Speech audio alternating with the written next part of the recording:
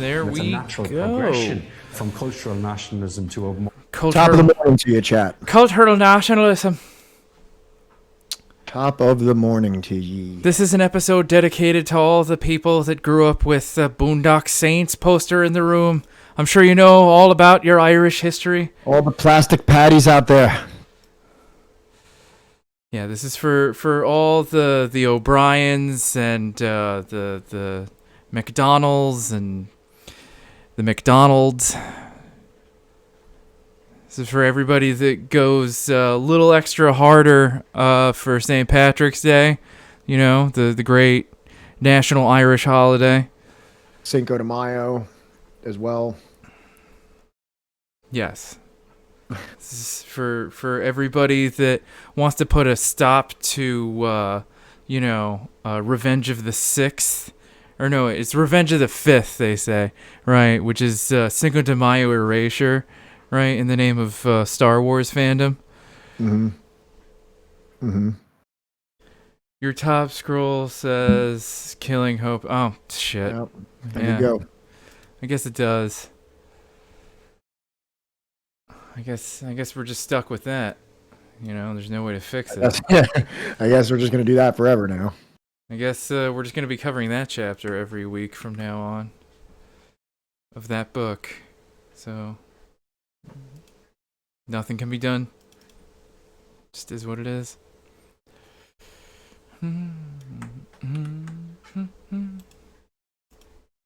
So how are you, chat? How are we doing today? Your skin melts and peels and meals off at the near exposure to UV. This is for you.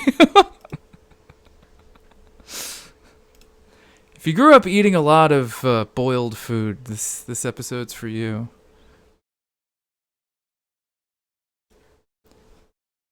Not a big fan of Irish food, despite my ethnic persuasion. Well, I mean, like, that's the other thing is that, like, everybody is, like, always talking about, like, Irish cuisine, and it's, like, half the time, especially if you're going to, like, an Irish cuisine, like, pub more often than not, you're just eating, like, Scot or English cuisine. Like, none of it's actually Irish. Right. My family, we would do the what's it called? The corned beef and cabbage? We would do our genuflexion and have the corned beef and cabbage on St. Patrick's Day. Of course. We would have the mashed potatoes. Right. Just like 10 pounds of salt just dumped in there, you know? Yeah. But, other than that, we pretty much just ate what people in New Jersey usually eat, which is like pizza and cheesesteaks. Well, that depends, Ninja. What does the shepherd's pie have in it? What do Irish shepherds shepherd more than anything? What makes sense for an Irish shepherd to put in a shepherd's pie?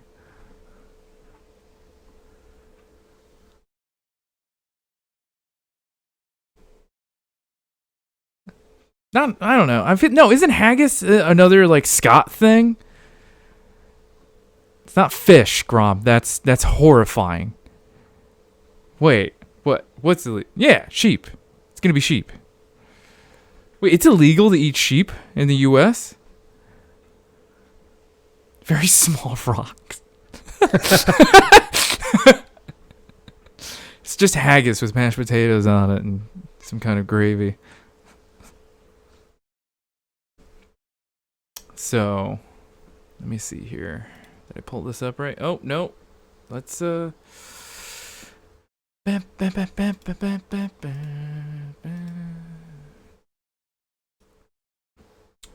Oh, wow, I need to put my ring light on. Excuse me while I go down here. While you go down to the lower level.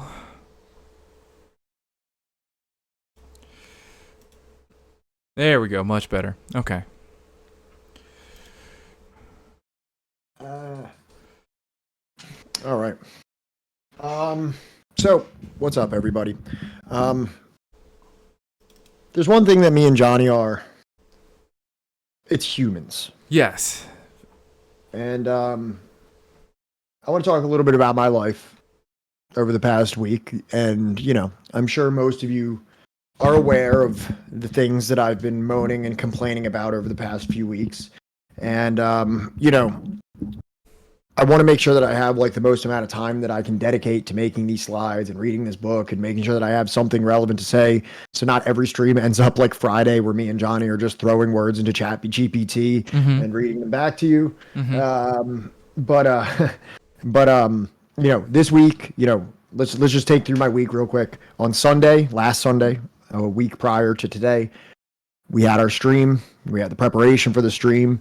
Then just that week, during the weekdays, I had 2 finals that were due by Thursday, but I had a plane flight on Thursday morning, and I had this stream on Wednesday, so I had to make sure I got both of my finals done by Monday and Tuesday, which means I had to like study, prepare, and take the tests after work on Monday and Tuesday.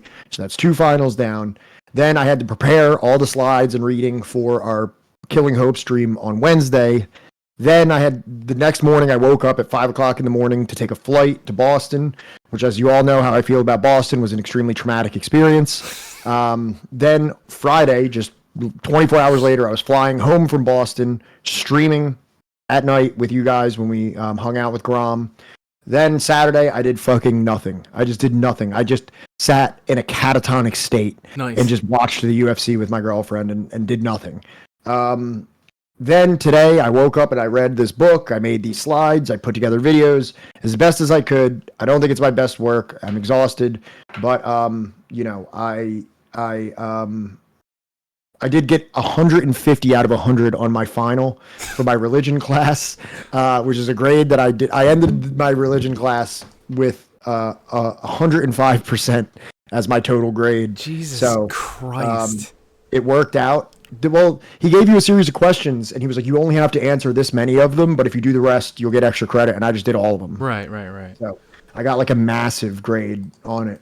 The first class that I've had in school, I've ended with over 100, which is pretty cool. Here, hold on, let me see. It's ridiculous. Here, look, I'll show you. Johnny, can you pull this up just so I can gloat to everyone? Pat makes me anxious about signing up for school because I feel like I'm comparing myself and like my fucking mediocre grades I'm gonna get. Bro, school's really easy if you just spend time on it. I know. In my opinion. Hold on one second. Yeah, Pat's going to school to become like an imam or something. I don't know. Imam. A religion professor needs to Did you send it to me? No, I had to log in. Okay. It's like, meanwhile, I still have to write my fucking essay just to get in.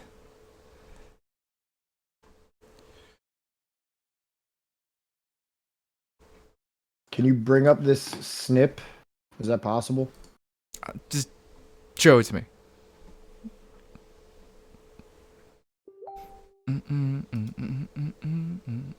All right, there's nothing totally doxable here. Wilco, that's what happened to me in my computer science class. I didn't even have to take the final exam, but I just didn't want to not take it. I don't know why. There was just something in my mind. I was like paranoid that like there was something I was missing, so I just took it anyway. And I barely tried on it, and I got a B, but kept my grade up. But yeah, here's my final grade for my religion class and the final exam that they gave me 150% on. So how many other people were talking in this class throughout this semester? Talking? It's an online class. Oh, shit. All right. No, because this is academic discussion. So I thought like... Well, so in online classes every week, you have like course content, and then you have a discussion board that you contribute to. So it kind of takes the place of like what would be just discussion in a classroom between students and teachers. It's like every week part of the assignment is reading the materials, and then you have to like contribute to the discussion board. Right. I was always like the worst at that because I'm like, everything I want to say is contrarian to what other people are saying, and I'm like, I also don't want to be like a dick to the rest of my class. Yeah, sometimes that's hard. And also for me, like even if it's not just being contrarian, sometimes I'm like just too fucking talkative, and like especially if it's like a cool class about like history or something like that.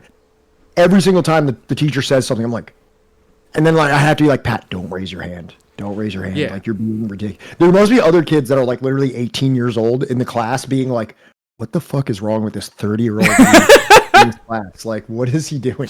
I mean, on the bright side, we both look like kind of young. So like maybe we can get away with it a little bit. But I feel like, you know, once it comes out that 30-year-old guy with a tattoo on his face in this class. Like, what is happening? But yeah. That's awesome, bro. But yeah, I say all that to say, That that I'm tired. I tried to do my best making these slides. It's a little long. I wish I would have gotten to in like a bridge a little bit more. But excuse me. We're getting through it. I'm hoping that once this one's done, when I start my week next week with absolutely no school assignments over my head for the first time in half a year, almost over half a year, that I'm going to be able to do this a little bit more. I'm going to be able to put these through, make these presentations a little bit more digestible. Hi, Vika. And Wilco, that's awesome. That you're going to try, not that you didn't finish. Yeah. That's the part that's awesome. But hey, here we are. Here we go. Here Marx we and are. Martin. Here we go. We are Subversive History. And what is that, Pat? A multimedia community project. Seeking to bring attention to the revolutionary struggles of the world's often unsung and frequently misunderstood sectors. These are the stories of the demonized, vilified, whitewashed, or otherwise forgotten campaigns against imperialism, colonialism, capitalist exploitation, and racial apartheid. The orthodoxy of Western hegemony has often labeled these dissidents as subversive, and these are the struggles that we aim to illuminate. Hell yeah. That's us. And today we're going to be talking about just that, which is the revolutionary struggles of Ireland throughout the 19th century. That you honestly think is required of a church? Thank you, Ninja Can. That does make me feel a lot better. But also, I mean, to be honest, like, when we streamed on Friday and we didn't really have a topic, like I felt so kind of like out of it and like lost and like just without direction that I was like, I have to have preparation because I don't think I'm a very good just maybe if somebody else is there to like draw like a certain discussion out of me, but like when we were just kind of like doing a chill stream, I was like, man, this is, I don't even know what we're doing right now. We're just on Chat GPT, flailing around. Oh no, and like, you know, my mental health was not doing good that day at all, so I spent... Well, and I was exhausted. I had, like I said, I did all that shit. I had taken two plane rides within a 24-hour period. Didn't wake up early, past 5 a.m. for 2 days straight. And then I'm sitting here like, I guess let's ask Chat GPT if Hitler was a good guy. I don't know what else. I don't know what other content I have. Fucking, let's ask Chat GPT about sandwich cake. I guess that will be the discussion we'll have today. I spent the last 2 days showing my wife the Star Wars franchise. She finally has given it an opportunity. And she cried when Padme died and likes the prequels better than the originals. And I'm A-okay with that. No, you shouldn't be okay with that. I'm A-okay with that. I kind of almost agree with her. Now, if I can just get her to look past like the fact that it's animated and get her into like the Star Wars Rebels and Star Wars Clone Wars, right? Nothing's better than the 3 originals. I'm sorry. I mean, like, look, they're a little McClunky at times. All right. I don't even know what that means. Yeah, and you're trying to tell me that, like, oh, the originals are so much better? McClunky is what Greedo says before Han Solo shoots first and blasts him from under a table. What's your point? I don't have one. All right, whatever. What is this? No, that's the sequels, Ninja Can. Do we even want to open up this video of me probably like hysterically losing my mind about cats? No, right? We don't want that on the VOD, right? We don't want to violate the sanctity of the... No, because then I'm going to have to edit it out when I post this to the YouTube. So, all right. Yeah, exactly. All right. Maybe once, I close it off for the YouTube people so that like this isn't just immortalized for all time. I'll play it then. Remind me at the end, David. All right. Marx at the Margins on Nationalism, Ethnicity, and Non-Western Societies. All right, well, let's get it started then. This is actually what I thought was a really great chapter. I wish I would have had more time to condense it into something that was a little bit more presentation worthy. But regardless, I think the content in it overall is great. And there's a lot to be learned about not only Ireland, but just Marxism in general from this. So let's do our best to get through this not as quickly as possible, but expediently so that, let's balance education and brevity and Yes. get this started. And goofiness. So, Ireland. Yeah, and goofiness. Ireland, nationalism, class, and the labor movement. Marx's writings on Ireland, especially those around 1870, are the culmination of the interweaving of class, nationalism, race, and ethnicity, also found in those on Poland and the American Civil War. If you haven't been with us the whole time, we did an entire chapter essentially about Poland and an entire chapter about the American Civil War, which glean a lot of insight. A lot of insight can be gleaned from in terms of Marx's views on nationalism, national self-determination, and things like that. Because Ireland was a locus of progressive nationalism, Marx saw it as an important source of opposition to Britain and global capital. At the same time, Irish workers formed a sub-proletariat within Britain, offering an example of the interplay of class and ethnicity. Although the writings of Marx and Engels on Ireland have long been available in a collection that runs over 400 pages, these writings have not generated as much discussion as might have been expected. This has been the case, even though they were singled out prominently by no less a figure than Lenin. And this is his 1916 writings on imperialism and national liberation. So apparently Lenin utilizes Marx's writings on Ireland, I would assume in imperialism. Was imperialism published in 1916? I'm not 100%, but let me Google that real quick. When was Imperialism by Lenin published? 1917. Oh, in 1916, Lenin wrote Imperialism. Okay. Okay. So All that right. makes sense. Okay. Yeah. It makes sense. We're all happy here. Yeah. Also, this entire book has been a very interesting exercise in what is class reductionism, and is Marx really as class reductionist as people accuse him of being, or that people use him as a justification for them being?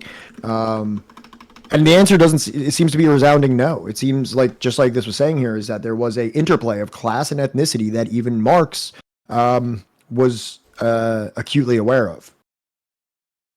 Yeah, it's more and more I'm seeing that, like, we are pretty much watching Marx write about colonialism and, I don't know about imperialism, or I don't know if he would define it as such, but, like, it's pretty much that, Like, we see him talking about a lot of things that, a lot of times people are saying that, like, oh, you should actually read this other guy for it, which I still kind of tend to agree on because, they spent a lot more of their careers discussing those topics. But it's just interesting that, like, he wasn't, like, completely ignoring these topics. It's just that these aren't the things that a lot of earlier thinkers focused on when, like, reading and discussing his ideas. Sure. Yep.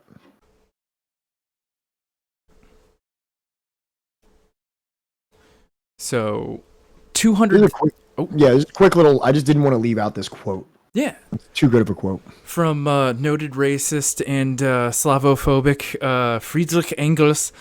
200,000 men. And what men? People who have nothing to lose, 2/3 of whom are clothed in rags, genuine proletarians, and sans culottes, and moreover, Irishmen, wild, headstrong, fanatical Gaels.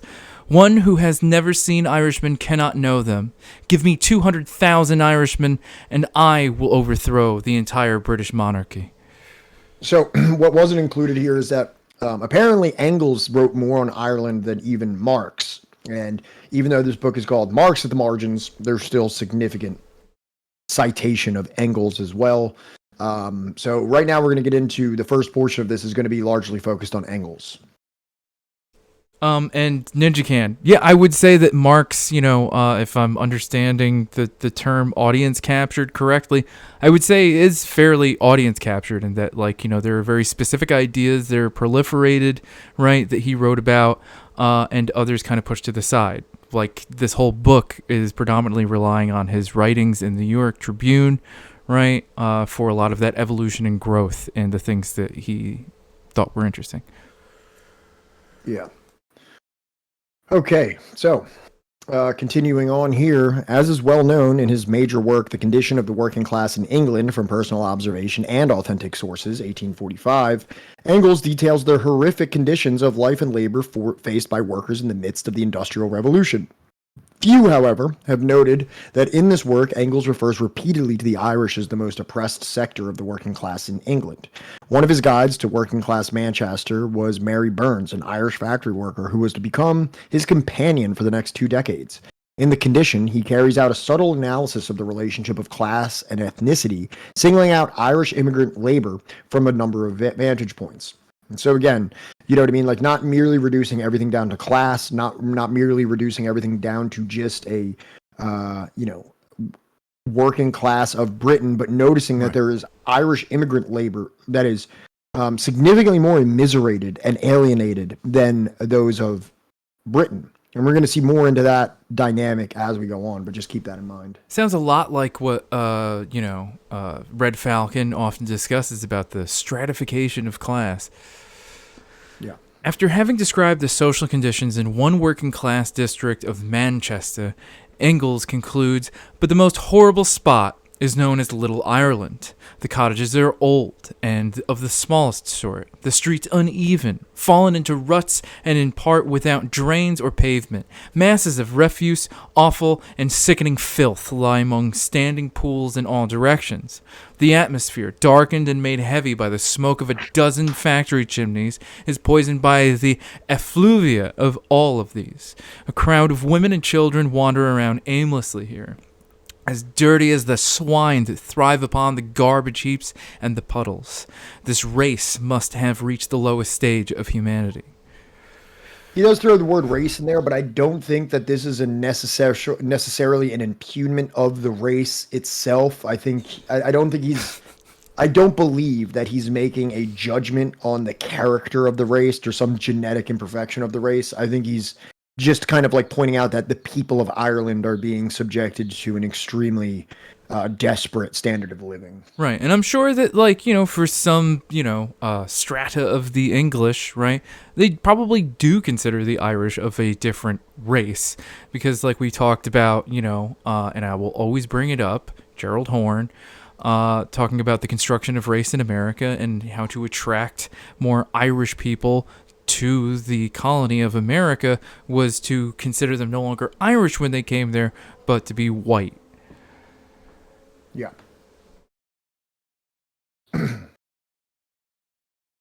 All right. Engels not only laments this human degradation, but also notes its functionality to capitalism. For the very existence of an Irish sub-proletariat helps capital to drive down the conditions of life and labor of the working class as a whole.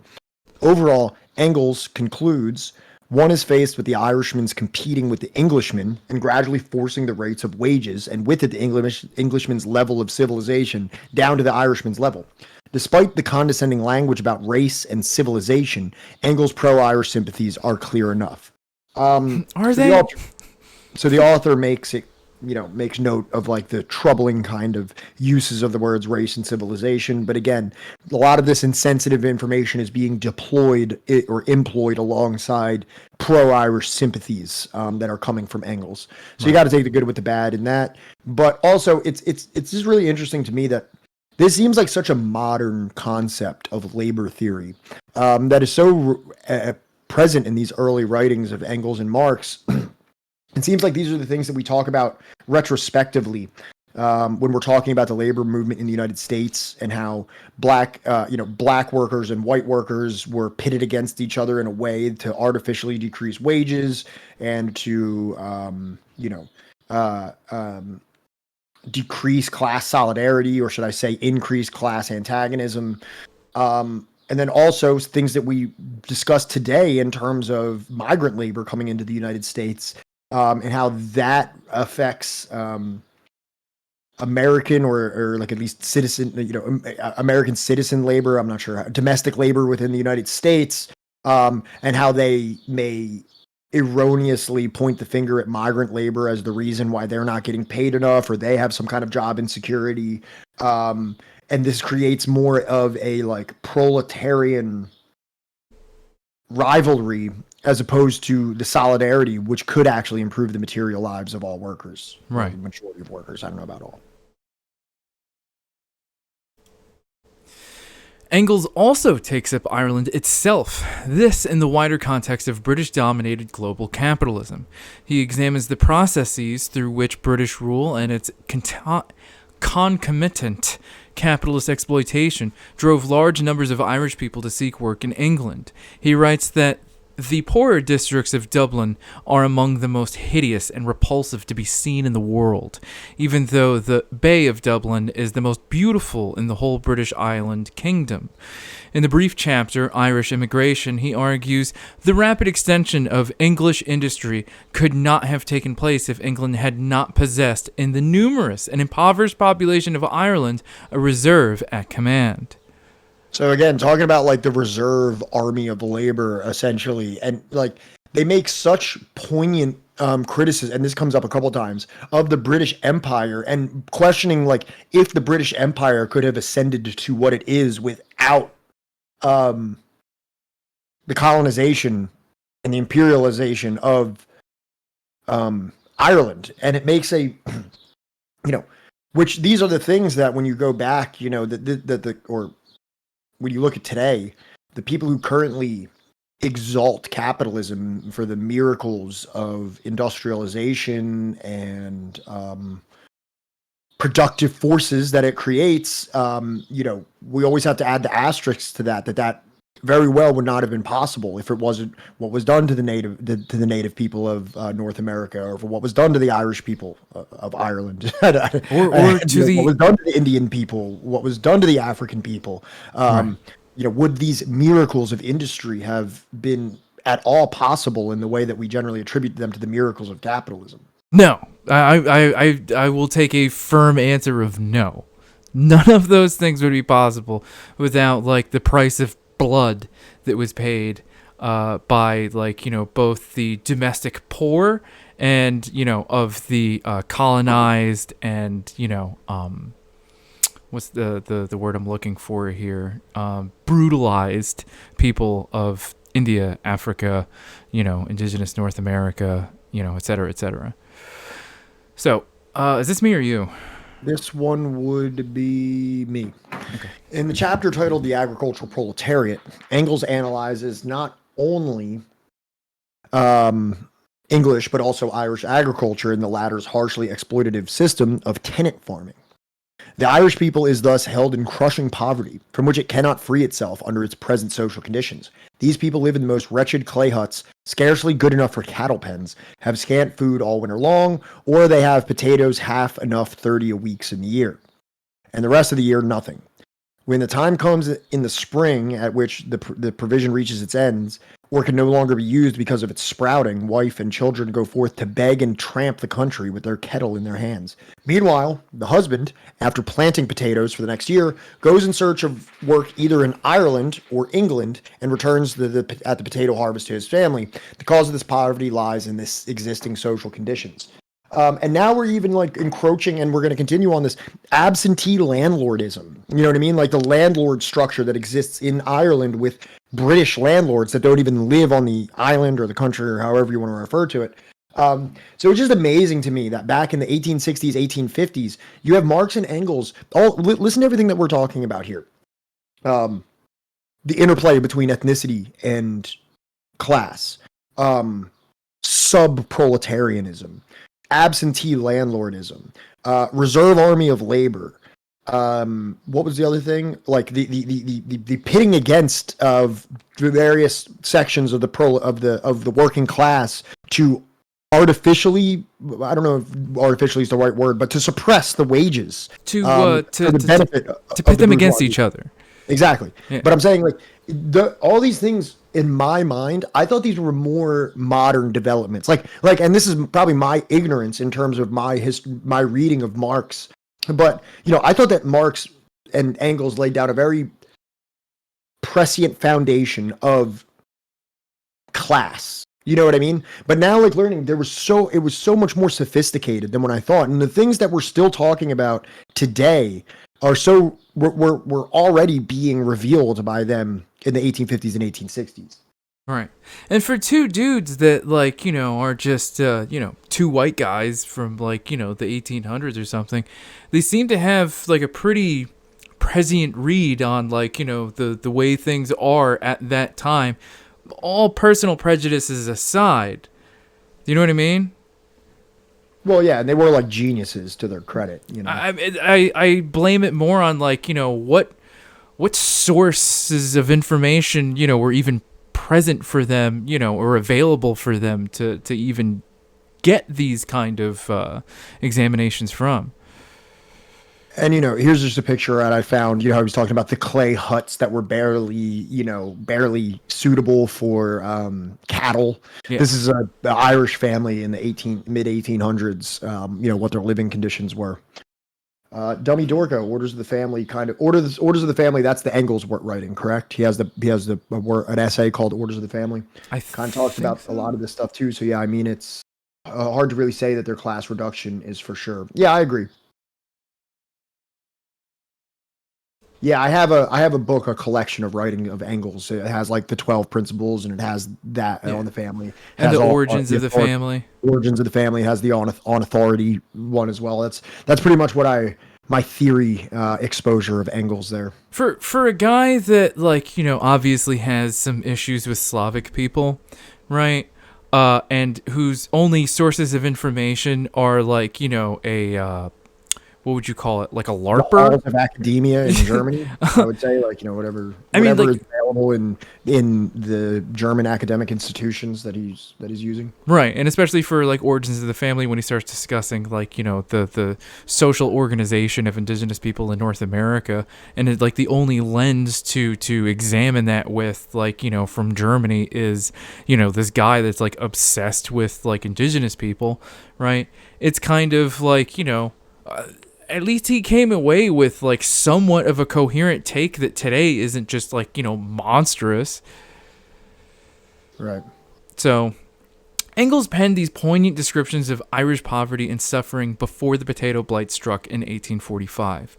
The ensuing Great Famine of 1845 to 1849, in which landlords continued to export large quantities of food from Ireland as peasants starved, resulted in the death of 1.5 million people, with another million forced to emigrate. This out of a population of about 8 million. Writing for a French newspaper in October 1847, Engels predicts an explosion.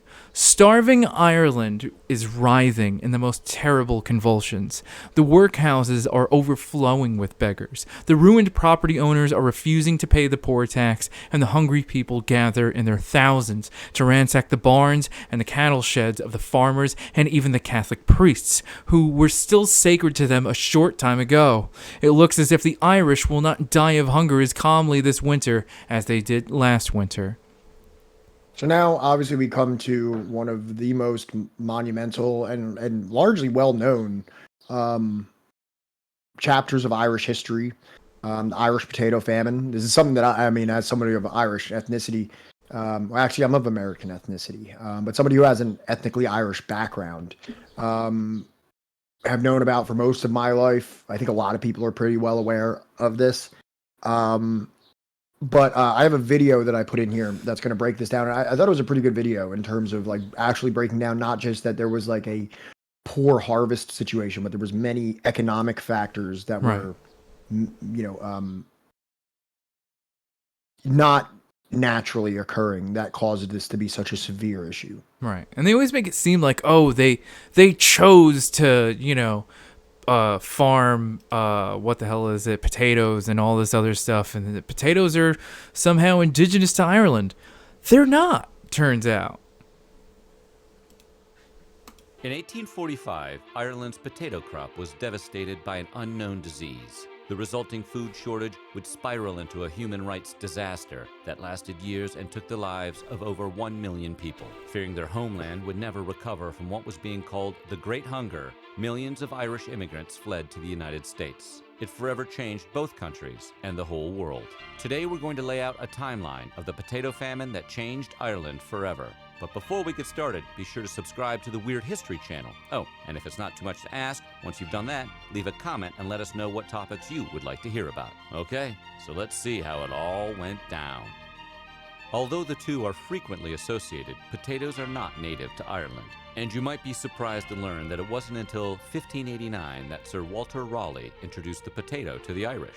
It was unpopular at first, but farmers and botanists eventually managed to breed a species that was hardier and more nutritious and tasted a lot better. The Irish eventually embraced these modified potatoes, and they became especially popular in impoverished communities. Over the centuries, Ireland became increasingly dependent on the pomme de terre, a fact that would put them on the brink of disaster by the 19th century. In 1844, across the world in Toluca Valley, Mexico, a new fungus emerged and began infecting potato crops still in the ground, rendering them inedible. This blight, which would come to be called Phytophthora infestans, or P. infestans, quickly spread throughout the North American continent. Entire potato harvests were ruined. But Americans bred a wide variety of diverse crops, so they weren't impacted as badly as the Irish would be in 1845, when the blight arrived on their shores.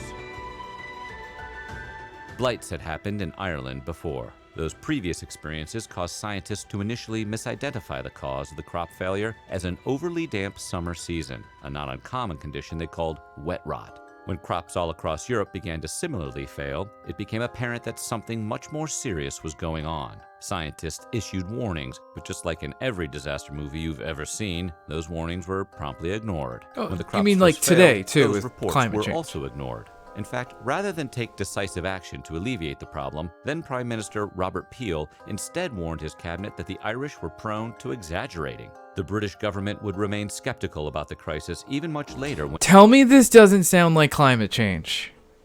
Yeah. Tell me Well, this doesn't actually- sound exactly like it. Well, and actually, as we continue, we'll actually see that actually there's a historian or a political scientist that actually credits Engels as being one of the earliest people to discuss like the climate issue associated with agricultural capitalism, or however you want to refer to that, like the expansion of cash cropping and things like that.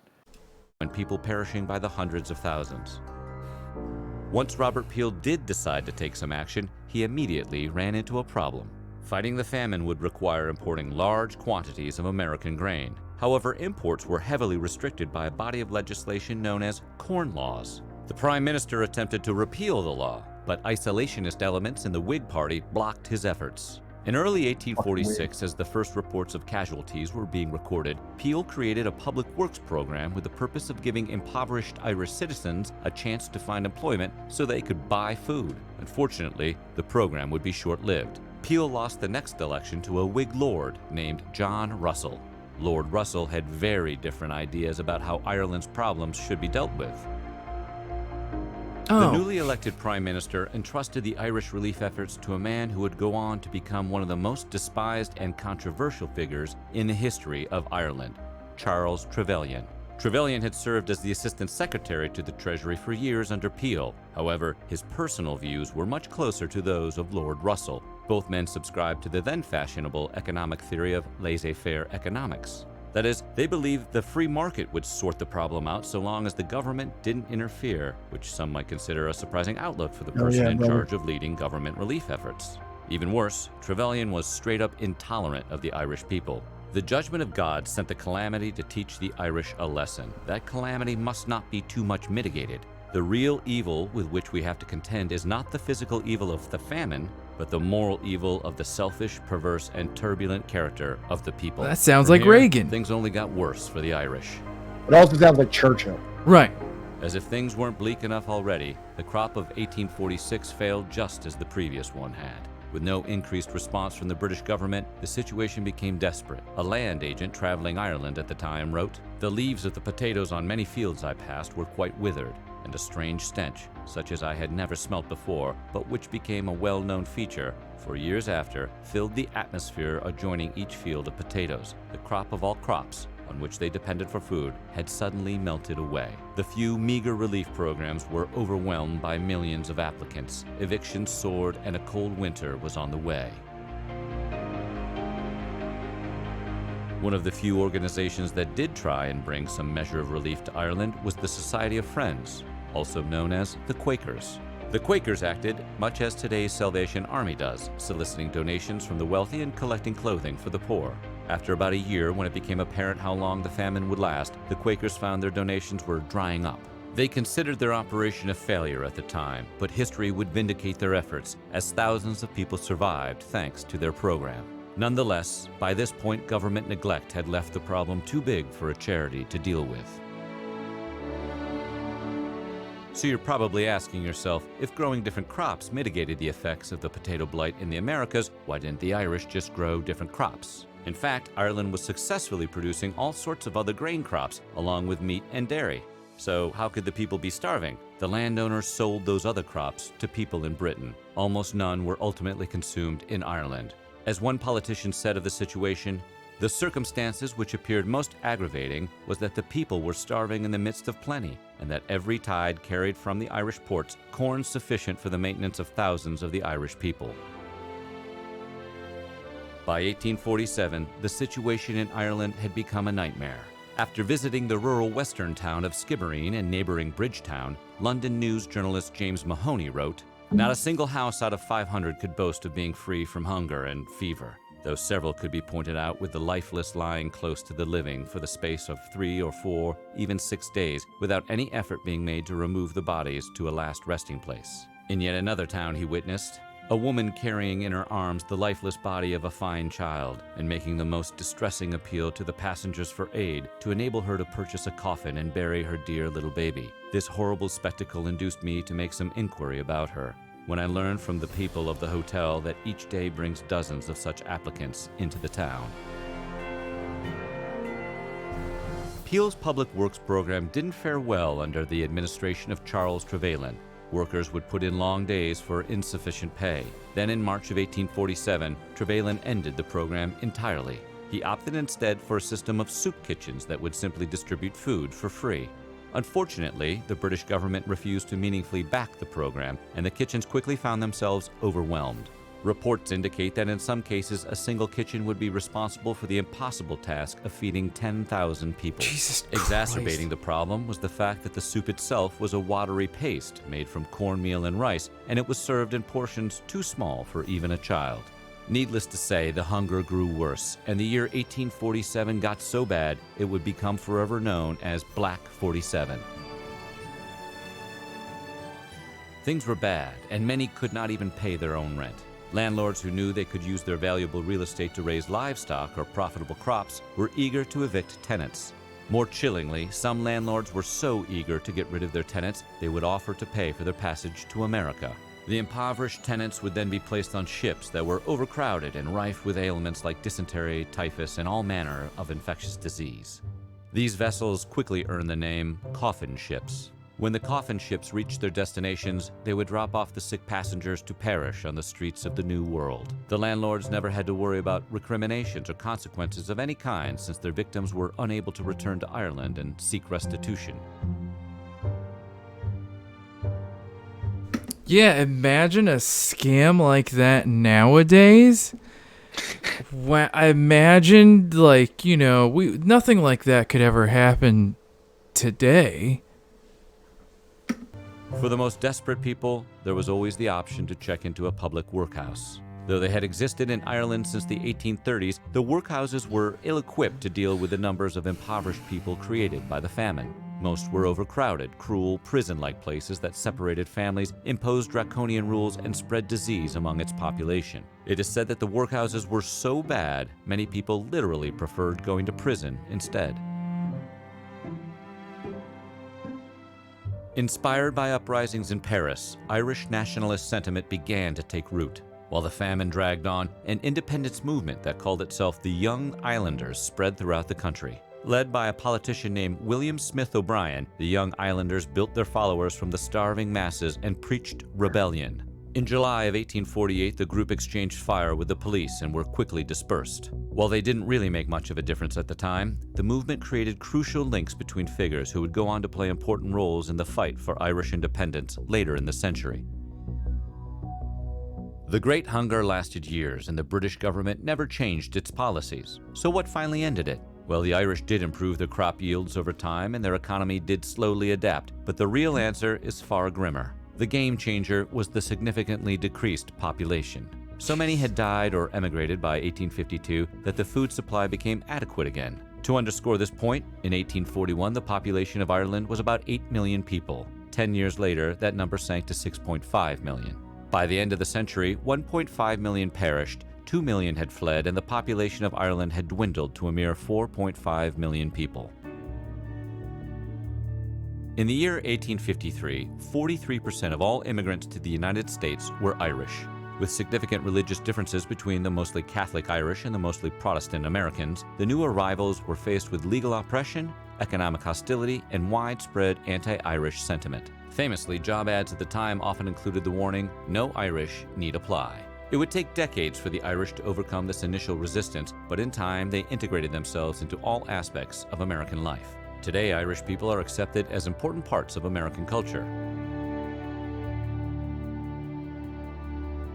In 1999, Prime Minister Tony Blair acknowledged Great Britain's role in the Great Famine and apologized to the Irish people, writing, "The famine was a defining event in the history of Ireland and Britain. It has left deep scars.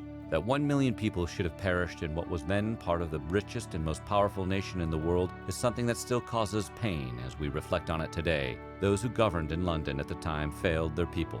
And it was followed by money, right? It was followed by economic restitution, right? So what do you think about the plight of No? the Irish? Let us know in the comments below, and while you're at it, check out Doesn't some of these sound other like videos it. from our weird. Yeah, thank you again for the donation to Books Through Bars. We really appreciate it. For those of you that don't know, I mean, yeah, the semester's over. I already completed my project, but it would feel really lame to just cancel the goal of $1,000 just because the semester's over. So anybody that we are still looking for donations towards that. We are going to continue that until we meet the goal. Foregoing donations to our own pockets. If you feel so inclined to donate to the Subversive History projects, why don't you just go right ahead and just put that money into the Books Through Bars fundraiser, and then maybe when that's done, we can see if there's any other change laying around that you can give to us. But yeah, potato famine. It was horrendous. Yeah. Is this you? I don't know. Do you want me to take it? Yeah, if you could. Thank you. Right. In the 1850s, after his move to London, Marx's discussions of Ireland became somewhat more substantial. In an 1852 Tribune article, he reports that the president of the British Board of Trade had declared that the Great Famine and the ensuing emigration reduced pauperism, to which he responds with Swiftian irony. Swiftian. We must confess that... I'm not sure what that meant either. It's Swiftian. Yeah, that's, oh, shit. Taylor Swift's great grandfather. Oh, that's what it is. Yeah, Taylor Swift. Yeah. We must confess that the famine is quite as radical a remedy against pauperism as arsenic is against rats.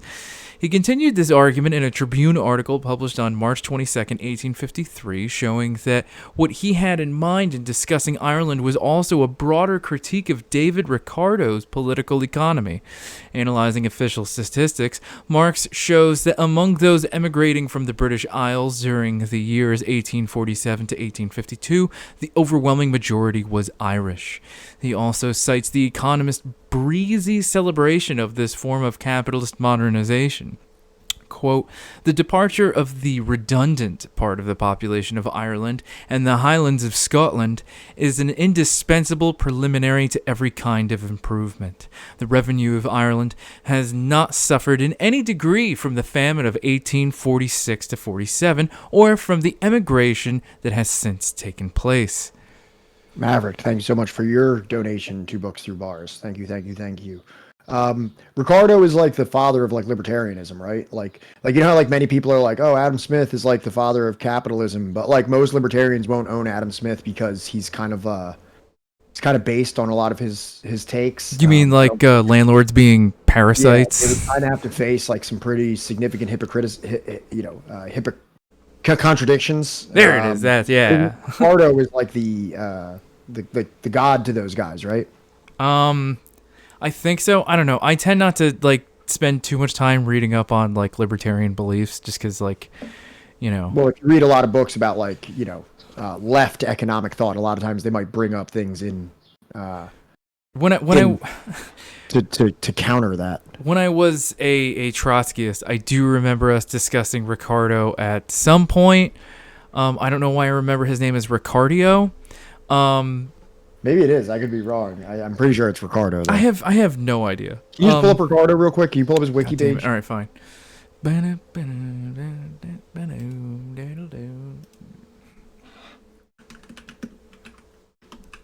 Red Wizard saying Marx built on top of Ricardo. He seems to be taking a couple shots at him in this paragraph, though. Can you go to his wiki?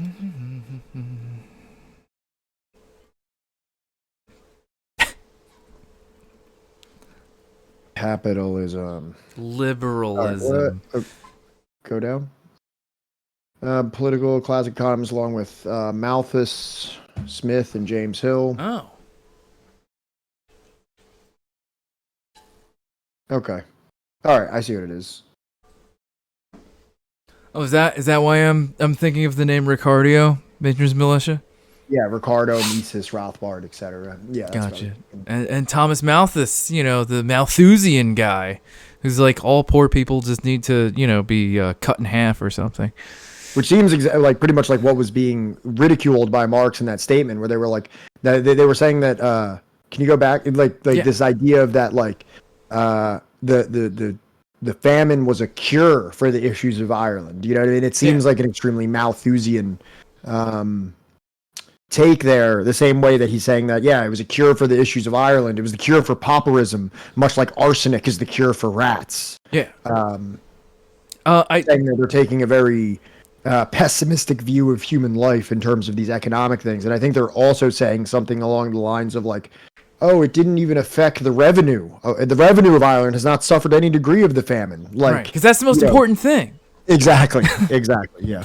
But Red Wizard, it seems that throughout Marx's life, he seems to do that where he's like, let me take your idea where, like, you almost had something worth saying and almost something that may have been correct, and let me fix it and make it correct, and then I'm going to call you an idiot, and then I'm going to describe in about 4 paragraphs why you're an idiot.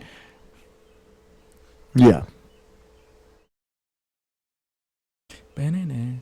So, this one was me, right? Yeah, I think so. Okay, cool.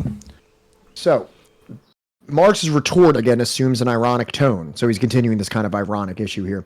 Begin with pauperizing the inhabitants of a country, and when there is no more profit to be ground out of them, when they have grown a burden on the revenue, drive them away and sum up your net revenue!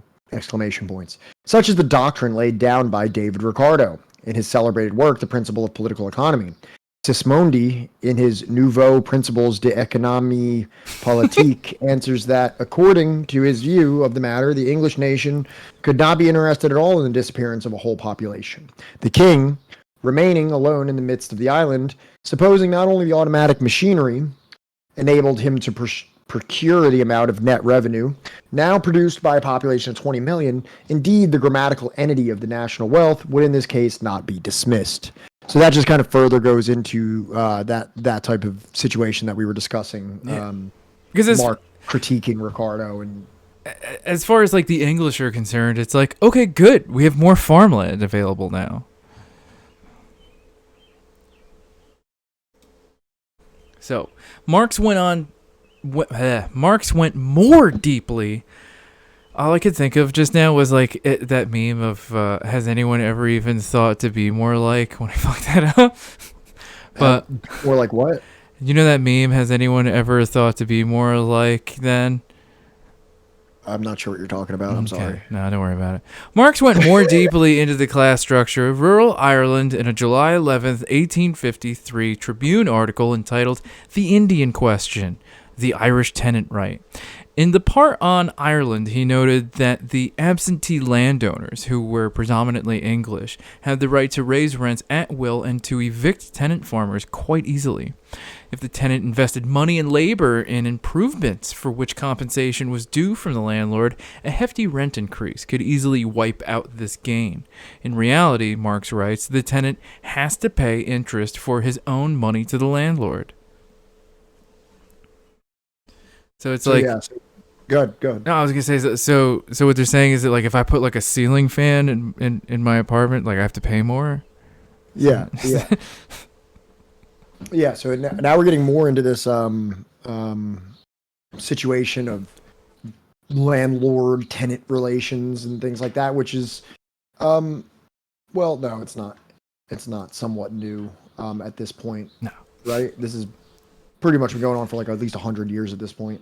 Probably like 400. Who's really counting? Give or take. Like maybe even longer than that. All right. In these ways and other ways, he continues.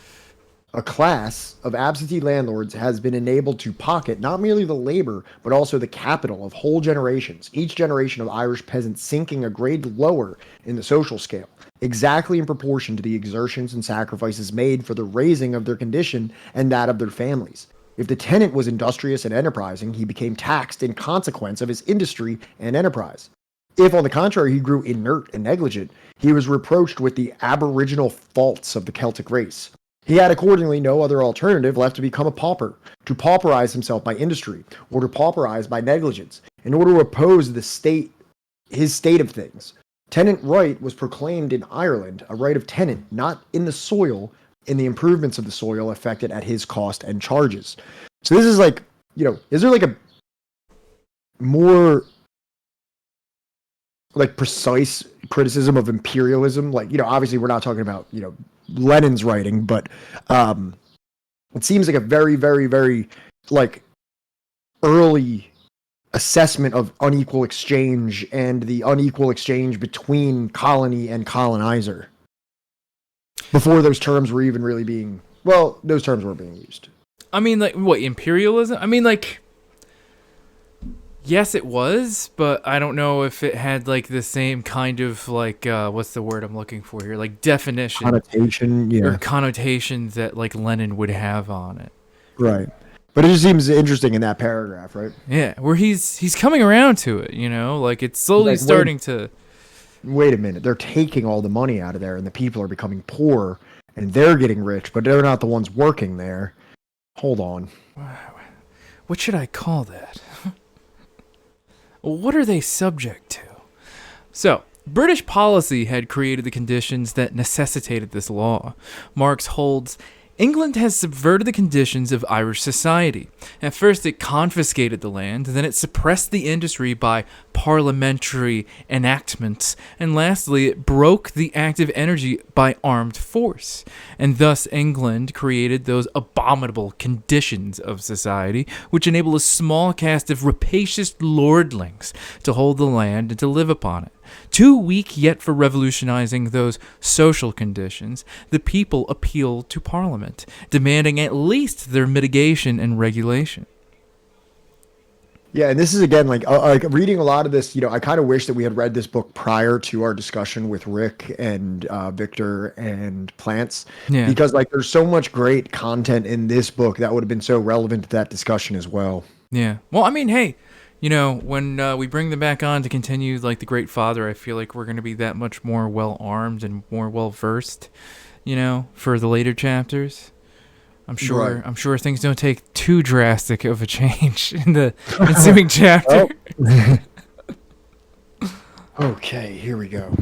So, after a hiatus of nearly 2 years on the subject, Marx's article... Ireland's Revenge appeared in the New Order Zeitung on March 16, 1855. It concerned social and economic changes since the Great Famine. One element, he writes, was the growing social consciousness of the Irish people, who now demanded that those standing for Parliament do what O'Connell had always avoided and refused to do. That is, to explore the real causes of the Irish malady and to make land and property relations and the reform the election slogan. Once elected to the House of Commons, however, the new politicians quickly forgot the rights of the tenants, he complains. A second element in Ireland's transformation was economic, but here Marx sounds a somber note, suggesting that the social basis for a national revolution might actually be weakening. The Irish agriculture system is being replaced by the English system, the system of small tenures by big tenures. The modern capitalist is taking the place of the old landowner. Behind these changes, he argues, lay the experience of the defeat and despair both in Great Famine and the unsuccessful insurrection of 1848, which finally destroyed Ireland's faith in itself. So there's another interesting take here about kind of like what's talked about by Mike Davis in his book about the making of the Third World, about how these cash crop enterprises take the place of small landowners and effectively really, really disorganize the composition of the economy of the country and the agricultural system of the country and cause famines in many instances. It reminded me a lot of, how the colonists, right, in order to have certain indigenous tribes be allowed to continue to exist on the land, need to adopt their farming methods and whatnot, and how the English farming methods seem to just destroy whatever land it's applied to. Yeah. Whereas I'm sure these people, that have been here the entire time know exactly, how to grow crops on whatever soil, whatever, you know what I'm getting at. You'll notice that there was a name O'Connell in that. Yeah. And, he wasn't properly introduced, so I just threw this on here. This is kind of we're not only dealing with, these videos, it's not just about that specifically, but it'll give us a more interactive idea of what's going on overall in Ireland at the time. So we're doing the whole video? Yeah, sure. Okay. There's not a ton of videos in this. Okay.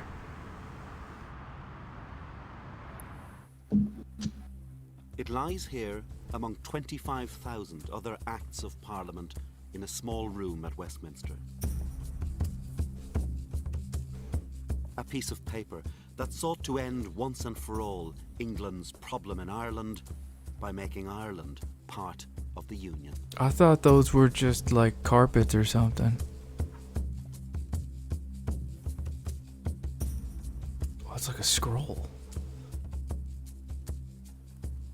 Here it is, this act of union of Great Britain and Ireland that binds together two nations. You feel a real sense of excitement looking at this, touching it, because you think of the great political campaigns that were inspired by the act of union, but also of the thousands who lost their lives in the struggle over what it represented. In the first article, it describes how from the first day of January 1801 and forever after, Britain and Ireland shall be known as one kingdom, the United Kingdom of Great Britain and Ireland. To this very day, men are willing to kill to try and break the Union. Good. The Union passed into law at a time of international crisis. Britain faced war with France, and Ireland was dangerously unstable. A Protestant Parliament ruled over a Catholic people. But bring both factions into a larger kingdom, and Ireland's claustrophobic hatreds would evaporate. That was the theory. Did they, though? And so Protestant landlords were cajoled and bribed. This is O'Connell's idea here, and this is what is being criticized by Marx in that thing that they kind of say that he didn't really go far enough, that he was kind of a lib about it. With money and peerages.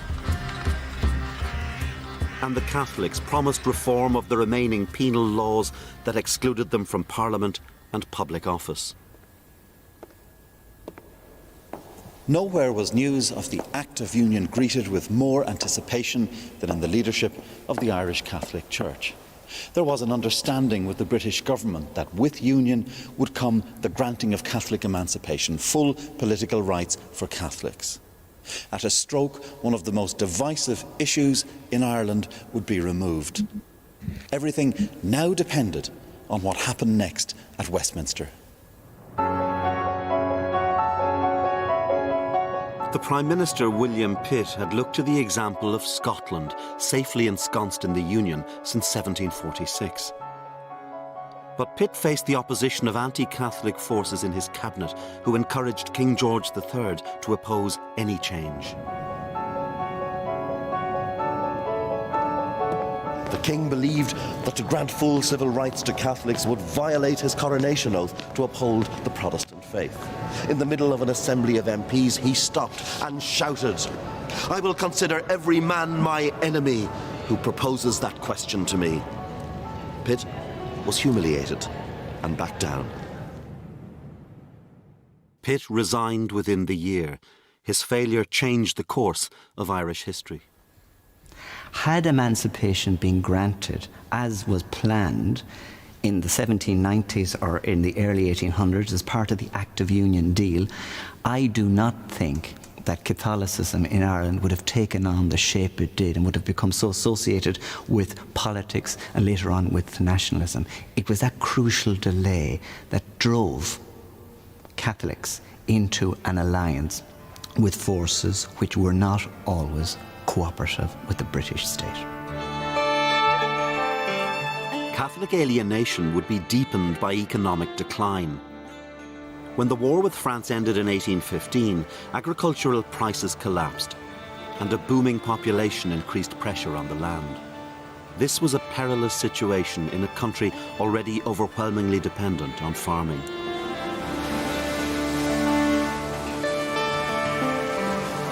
The land was subdivided into ever smaller portions. A foreign observer described how the system worked. A wealthy man would let out some land to 4 others. They in turn would rent it to maybe 20, and they to another 100 people. What? They would then let it out to 1,000 poor labourers. What the fuck? Little wonder that the hunger for land would become one of the defining themes of the Irish story. The Catholic peasantry were a people without land, political rights, or a champion. Their liberator would be one of the most remarkable figures of the 19th century, Daniel O'Connell. The typical 20th century figure that O'Connell would have the closest parallel to would be the late Martin Luther King in America. King was able to mobilize and politicize people who previously had been rather passive and indifferent. O'Connell was born into the small Catholic elite that had kept its lands after the penal laws. He was brought up here in County Kerry, but educated in France. There he witnessed the terror of the French Revolution, an experience that filled him with a lifelong dread of revolutionary violence. How would you describe O'Connell? O'Connell was a 19th century liberal. That is, he believed in constitutionalism, in human rights. He supported that sort of thing in other countries and wanted it in Ireland. In 1823, O'Connell brought the Catholic Church directly into Irish politics. His Catholic Association used church networks to mobilise the people to campaign for emancipation. They started collections outside the church where the peasants could give a farthing a week, a penny a month, a shilling a year, and they could have a badge saying they were a member of the Catholic Association. And his marshals in this, his precinct captains, were the clergy. A Protestant bishop observed, "There is what we have never before witnessed, a complete union of the Roman Catholics." O'Connell decided to provoke a crisis. He would challenge the law banning Catholics from Parliament unless they renounced their faith. In 1828 in County Clare, Daniel O'Connell became the first Catholic in Britain or Ireland to stand for Parliament in more than 100 years.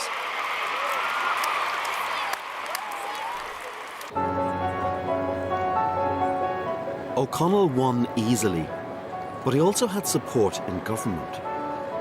The crisis presented pragmatists in the British cabinet with the opportunity to repeal the remaining laws against Roman Catholics. Catholic emancipation enables and empowers a whole world of Irish Catholics who previously, over the traumatic first 20 years of the Union, have not seen any element of power open to them. It enables them to feel, I think, they have a stake. But there is a part of Ireland where the rise of O'Connell is greeted with fear.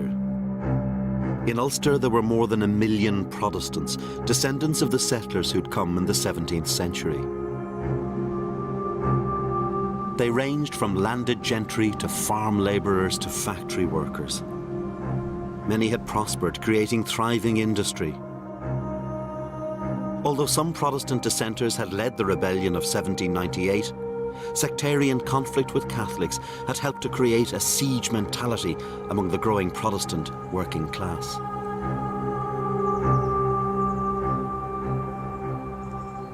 It's hard to think when you look at a shell like this that it once symbolised immense prosperity. To Ulster Protestants, the world that they knew, the world that they felt secure in, was dependent on the link with Britain. It was that which guaranteed their jobs, their education, their special place in society, and of course, their religious identity. When they looked around the rest of the island and they saw the rise of somebody like Daniel O'Connell, the growth in the power of the Catholic Church, they felt panicked. O'Connell's supporters attempted a political invasion of Ulster. It failed, but sectarian fear escalated. Once you get clashes between large groups of people, then you get these general fears that actually, quite simply, they want to wipe us out. They've come here with a large group of people. We're defending this piece of space with our group of people. It becomes a very elemental, very simple conflict. O'Connell failed to understand the power of Protestant fear.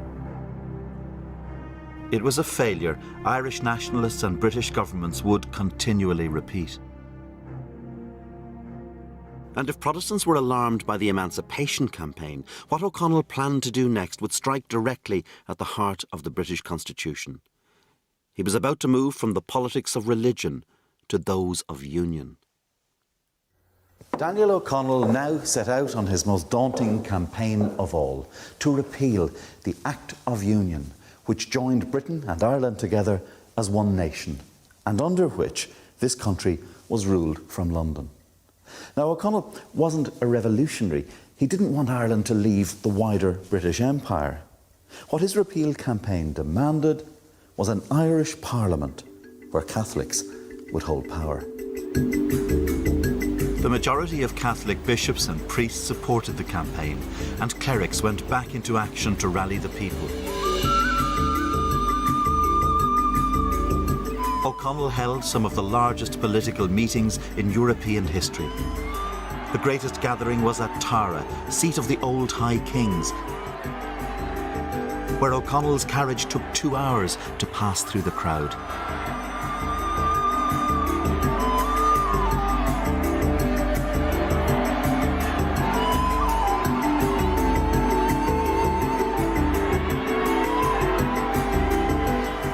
O'Connell stood here at Tara, reaching back into a mythic past to inspire his people. Reports from his supporters describe a crowd of 1 million people. Whatever about the exact numbers, it was certainly the largest gathering the country had ever seen. And it rattled the government. Within 3 months, O'Connell had been arrested and he would be jailed. The movement disintegrated. Mass demonstrations on their own could not win repeal. O'Connell needed political support at Westminster, and he had none. Within 3 years, he would be dead, taken mortally ill on a pilgrimage to Rome. The end. But the tumult of O'Connell's era had created a generation of more radical nationalists. Inspired by the Gaelic past, these young Irelanders sought an identity that was politically and culturally separate to Britain. Oh, that was kind of abrupt, but okay. But yeah, so maybe I was a little bit mistaken on the O'Connell thing because I'm definitely not an expert on this. So it seems like he was just like an early initiator of like, maybe what wasn't a revolutionary movement, but was for like a like national uprising to bring Ireland at parity with England, but didn't seek to separate it from England. I think that that's like the main distinction here is that he was not a separationist. He did not believe in Irish independence. I guess he was just trying to improve the lot of the Irish. Did you get that same vibe from that? Absolutely. And I think what Marx is saying is that he did not go far enough. No. Yeah. But so, yeah. Engels also remarks upon the depopulation of the countryside, especially in the West, the abandoned houses, the vacant pastures. The fields are empty, even of cattle. The countryside is a complete wilderness, unwanted by anybody. He concludes that 7 centuries of English conquest from martial law have utterly ruined the country to the point that, for all their fanatical nationalism, the fellows no longer feel at home in their own country. Ireland for the Anglo-Saxon. That is now becoming a reality. Emigration will continue until the predominantly, indeed almost exclusively, Celtic nature of the population has gone to pot. In this artificial manner, through systemic oppression, they have come to be a completely wretched nation, and now, as everyone knows, they have the job of providing England, America, Australia, etc., with whores, day laborers, pimps, pickpockets, swindlers, and other wretches. The words of Friedrich Engels. Sorry, I'm just kind of doing dinner plan. You all right? Yeah, I'm just ordering food. Okay. All right. So this one's me now, right? Yes. Okay.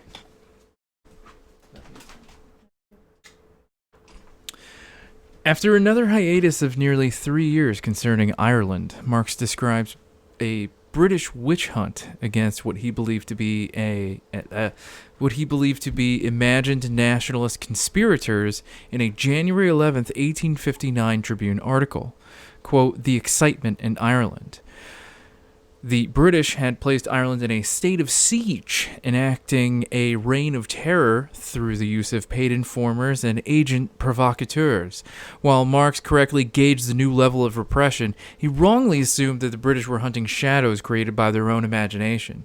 In fact, as the British historian Peter Beresford Ellis recounts, a new clandestine revolutionary movement had been formed. The Fenians, or rather the Irish Republican Brotherhood, came into being on March 17, 1858, at a meeting in Dublin. It was a secret, oath-bound revolutionary movement dedicated to overthrowing English rule in Ireland by force and establishing an Irish republic. So this is where things really start getting spicy in Ireland. Like this Fenian movement, or also known as the Irish Republican Brotherhood, is where things really take a revolutionary turn.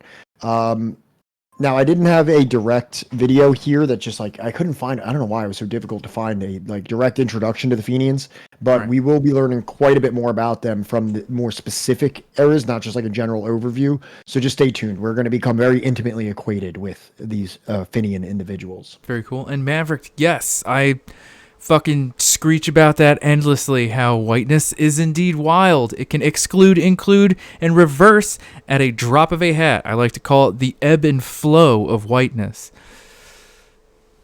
Correct.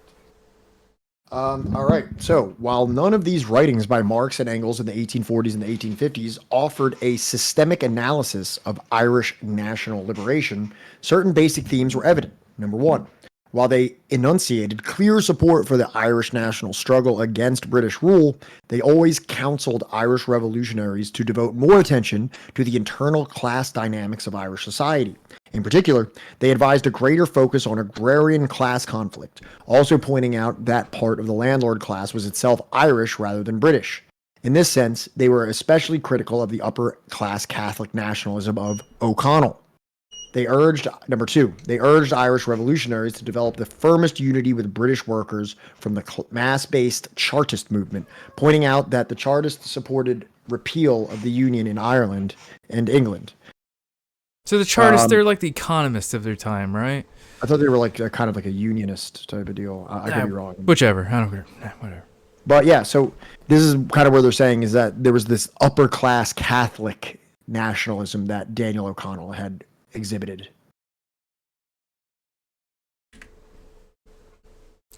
This is a continuation of those 3 points. If you want to read this, this is number 3. Sure. They also singled out Irish immigrant labor in Britain, both as an index of Irish oppression at home and as a factor in holding down the wages of English workers. Whether in Ireland or in England, they referred to the oppressive situation of Irish peasants and workers to illustrate capitalist social relations. Moreover, they argued that British rule in Ireland proved that the British state could be just as repressive as continental regimes like Bonapartist France or Prussia. All of this fit into their larger analysis of the development of British capitalism, with Irish immigrant labor as a reserve labor pool for British industry and Ireland itself as a crucially important agricultural colony whose exported agricultural surplus was helping to finance Britain's industrialization. There it is again, that thing that I was saying that, the exported agricultural surplus was essential in financing Britain's industrialization. Also, it's kind of funny how, like, a lot of, like, it's never really brought up, right, that, like, England was absolutely 100% using Ireland, right, as, like, this subaltern, like, labor pool, right, this reserve army of labor, but also, like, they had no problem with, like, murdering them in order to use, like, whatever land they used to occupy as, like, farmland, right? Correct. Like, we all know they did that in, like, India, and we all know they did that with the colonies, and it's just, it's funny how it's never brought up in terms like that with Ireland. Absolutely. So in 1864, inaugural address to the First International, Marx refers twice to Ireland. At the beginning of the address, he charges that Britain's unparalleled economic expansion since the 1840s has not mitigated the misery of the working masses, giving as his first example the people of Ireland, gradually replaced by machinery in the north and by sheep walks in the south. Though even the sheep in that unhappy country are decreasing, it is true, not at so rapid a rate as the men. Later, he refers to attempts by Palmerston to put down the advocates of the Irish Tenants' Rights Bill. Dreaded Palmerston. The often chastised Palmerston. He just seems to, whenever he comes up, it's just like, which piece of shit is it? Oh, it's Palmerston. Oh, Palmerston, great. Who has, like, the worst fucking take imaginable? Yeah. Palmerston. This I came across this video. Did you see how it said being replaced by machinery? Yeah. This is a pretty interesting video. There's a 107-year-old farmer reflects on change. This was 1965. This guy got interviewed. So he was born in 1858. I'm not even gonna. I'm pulling up the calculator right now. I can't do math. 1858. God damn. Like this dude's like not even. Would his dad be old enough to have been around for the founding of America? At least his grandpa was. It's so incredible. Oh, I don't know what the lifespan of an Irish person in 1800s was. It was probably pretty low. No, it's probably, you're right. It's probably They're probably living in well, but then again, there's this guy who is 107 years old. So I don't fucking know. Yeah. I'm going to introduce you to a rather remarkable man. He's Mr. Michael Fitzpatrick from Killarney, Maynooth. Now, he started to draw the old age pension in 1927, and 7 years ago he got the President's Bounty on his 100th birthday. Now, he's from County Clare. He came up from Clare in 1940 to a land commission farm in Maynooth, where he lives now. You have seen a lot of changes, Mr. Fitzpatrick, in farming. What would you say was the biggest change? Well, machinery. And what sort of a machine would you think that made the biggest impression? Well, the reaper and binder is a great one, but by God, the one for cutting up the ground and throwing a crop is a powerful one too. Well, you were saying at the time you saw the mowing machine first, it made a tremendous impression on you. It did, because it didn't run. How could it be done at all? What was the reaction of the people at that time to the mowing machine, Mr. A Fitzpatrick? great many of them wasn't minding it and could afford it, but more of them got at it. And some of them, I think you told me, wouldn't have it on the land at all. Well, that man that had a good farm, but I said about our town's land, he wouldn't allow it in it. He used to pay an in to cut it at 3 and 6 pence a day. Do you remember cutting the harvest with the reaping hook? Oh, it was all of it. Cut for years and years and years, not years about cut it. And how do you think that the reaping hook compares with the combine at the present time? Oh, well, there's an awful difference. An awful difference, I see anyway. Because the combine is just good in morning, start of the day, is a poor reaper and buying there wouldn't be enough mice. Now, you also remember, I think, a rather historic thing in the land history of this country, the Bowdyke evictions. I know. Could you describe for us what happened at those evictions? You were at them. I was at one of them for about 5 hours. One day. And what happened? Ah, that was very cruel.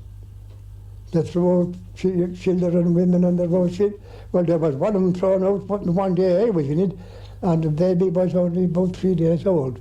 And they were thrown on the bank of the go for their life. Ah, it was cruel.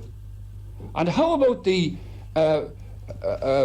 type of food you had to eat at that time, Mr. Fitzpatrick? What did you live on? Well, we had to live on there a long time on an Indian meal and flour. I wonder what he meant by Indian meal.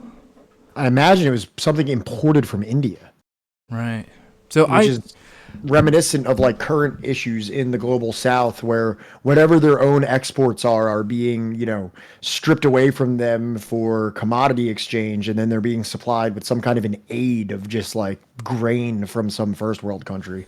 So I don't know about you, but I absolutely love these like old interviews from people that like grew up in a time before like cameras and stuff, right? Yeah. Talking about like historical events and shit. Like there's this one thing, I forget if it's on like Nebula or something else, but it's like World War I vets like talking about like the day that like they signed up to go to war or whatever, and one of them is this dude. He's like, I was 15 working in the mines. Right, they would send us, 2 or 3 rows of people at once. Like you had to crouch down, and I was a small boy, and there was many of us at like 15 years old being sent down to work in the mines. And it's like, oh, we weren't going to school or anything. Yeah, the children yearn for the mines. Yeah, and like talking about like signing up for like World War I at like 15 years old. He's like, I lied on the conscription about how old I was. Go to war with the Krauts. Yeah, but it's like crazy because like you got to remember that like that war, right? The First World War is like before like the invention of the plane is like a brand new fucking concept. Yeah, you know. Like, so imagine if you were 40 years old at the time. That means that you lived like 35 years without knowing that metal things could fly through the sky and drop bombs on you. Right. Right. Or like your grandfather fought in like the Napoleonic Wars or some shit. Like it's wild to watch interviews with these people. Mm-hmm. All right. I guess this is me. So now we're going back to the Fenian movement. So during these years, the Fenian movement was gaining strength both in Ireland and among Irish immigrants in Britain and the United States. By 1865, the Fenian newspaper, The Irish People, was advocating an agrarian uprising as the basis of a national revolution. 20 years ago, Thomas Davis appealed to the aristocracy to save the people with their own hands. We make no appeal to the aristocracy. They are the willing tools of an alien government whose policy is to slay the people or drive them like noxious vermin from the soil. The people must save themselves. Something more even than a successful insurrection is demanded. And what is that? An entire revolution, which will restore the country to its rightful owners. And who are these? The people. Every man has one simple object to accomplish. It is to rid the land of robbers and render every cultivator of the soil his own landlord. Damn, what does that sound like to you there? Huh. And it seems somewhat like indigenous. And I don't mean indigenous in like I'm saying that it seems somewhat like obviously Marxism isn't a thing really at this time. You know what I mean? Like, it seems like this is a growing grassroots, endogenous is maybe the word that I'm looking for, movement that came up internally in Ireland as a result of class antagonism. Like, they were kind of naturally brought to this point, kind of like in Haiti, they were brought to that point prior to the writings of Marx. And I'm sure you could find many other instances of this as well that I can't name off the top of my head. I think out of all of them, like, I think indigenous to like North American struggle is probably the closest to it, as like, these are people that like, had their own system of cultivating the land, had their own system of like social structure, and all these like other things. Whereas like, a lot of the people in like Haiti, for instance, were forcibly brought to these places. You know what I'm getting at? And that like this is more about what's the word, like a restoration, right? As is like indigenous struggle in North America, where it's about a restoration of like society or social structure, or even like methods of like interacting with the land. Right. But that was just a very interesting like just reading about, you know what it reminds me of? Do you remember when we were doing the Korean thing and I read those pamphlets from the Korean there was this the people's councils and stuff that they had? No. I'm saying this is like 100 years before that. These are people that were going against the Japanese. Right. That wrote like very similar kind of like anti-imperialist rhetoric, far before Marx, far before, and these are obviously, many of these peasants probably can't even fucking read.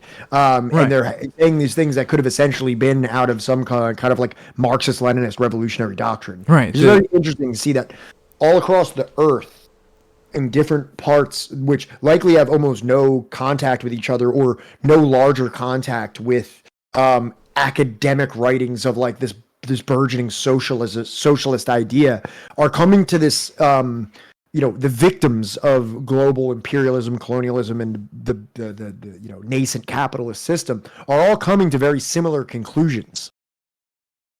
Right. And it goes back to like a restoration of like these very natural, what's the word I'm looking for here? Kind of beneficial or mutually beneficial like social relations and relations, with the means of production, so to speak, whether that's the farmland or just the land in general. Do you know what I'm saying?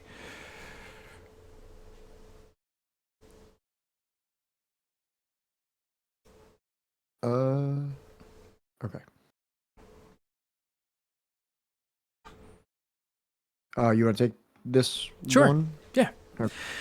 From its beginning, the International seems to have had some links to the Fenians, although given the fact that the latter were part of a movement that was illegal in the British Empire, these were not always made public. There is, however, some surviving documentation of those links, as in the case of the prominent Fenian James Stephens. Stephens and other Fenian leaders were arrested in the fall of 1865, but Stephens was freed from a British prison in a March 1866 rescue carried out by Fenians from America. The somewhat erratic Stephens escaped to the United States, where he rather peremptorily declared himself the movement's supreme leader. In the spring of 1866, some 600 Civil War veterans from a rival Fenian faction led by William Roberts crossed into Canada from near Buffalo, New York, where they raised the Irish tricolour for the first time on British territory, also killing 12 British soldiers before retreating across the border. Marx seemed to regard this operation with great reservation. And this is a really interesting point of history where when you search the Fenians on YouTube, you're going to see this a lot. Like, it's all these things like, did you know that the Irish people invaded Canada? Which is like a pretty interesting tagline. But if you go forward, there's a video, and it actually is like a very interesting subject here.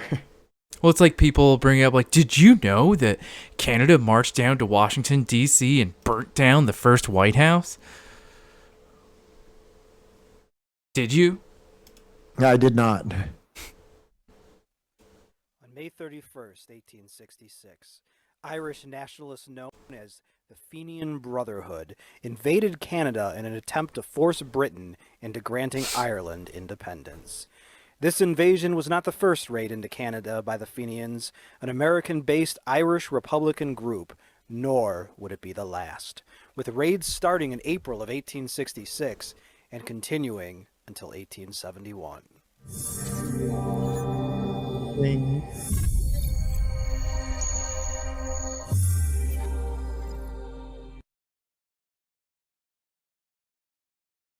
As many as 10,000 Irish Americans were involved in the Fenian movement, a movement motivated by the British crushing of the Irish independence movement in 1865. Those Fenians involved with the raids were mostly battle-hardened veterans of the U.S. Civil War. The Canadians recognized the looming threat and mobilized 10,000, then 14,000 militiamen to defend the Canadian border areas. The number of troops called up was again increased, this time to 20,000. This militia was poorly trained, if at all, and the one unit armed with Spencer repeating rifles had no practical experience with the weapons and had only 289 rounds per man. 13 Canadian gunboats were assigned patrol duties on the Great Lakes and border rivers to intercept any attempts to invade Canada by the Fenians. By the Meanwhile, Athenians. American authorities also took measures to prevent any raids from the U.S. into Canada by arresting Fenian members and leaders and patrolling against any potential invasion. Numbering as many as 1,300 Irishmen, on May 31, 1866, the Fenians crossed the Niagara River into Canada after first sabotaging the U.S. gunboat USS Michigan to allow safe passage. The Michigan was repaired quickly and within 14 hours was back in service, cutting off further crossings by Fenian reinforcements and supplies.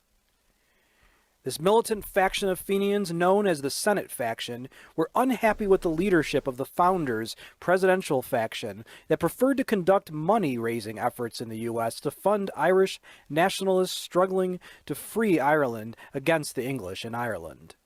Led by William Roberts and Lieutenant Colonel John O'Neill, the Senate faction raiders hoped to force the British into negotiations due to the military pressure on Canada, as well as galvanize Irish Canadians into supporting the cause.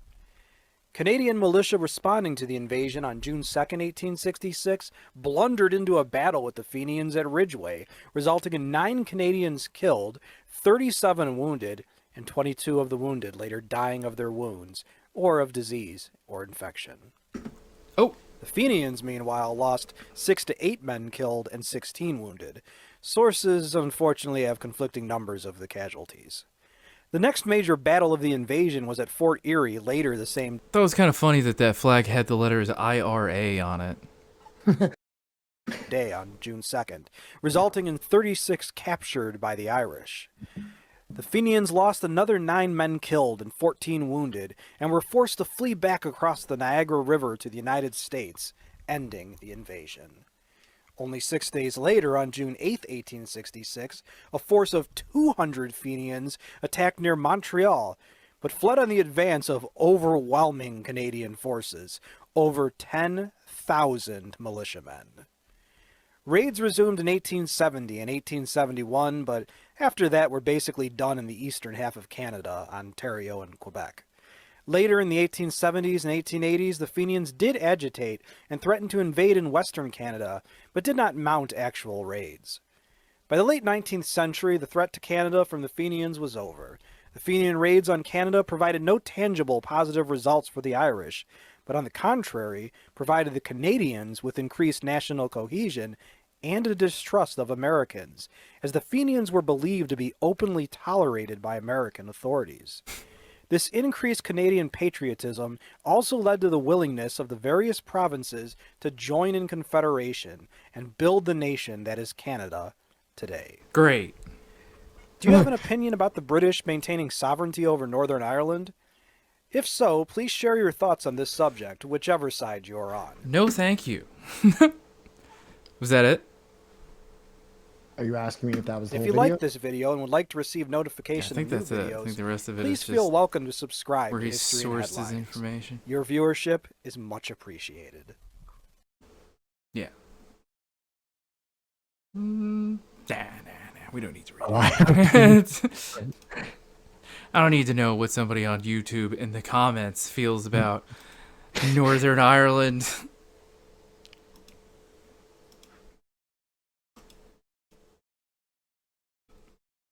This is me or you?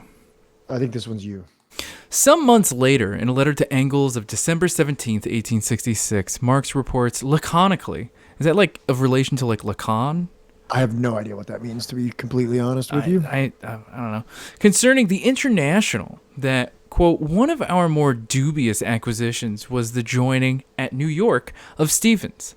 Additional links are indicated by the fact that during 1865 and 1866, newspapers connected to the International published appeals from the wives of the imprisoned Fenians, as well as several articles by General Council member Peter Fox on Ireland. One of these resulted in the British government's agreement to receive a delegation on behalf of the Fenian prisoners from the International, which had complained about their harsh treatment.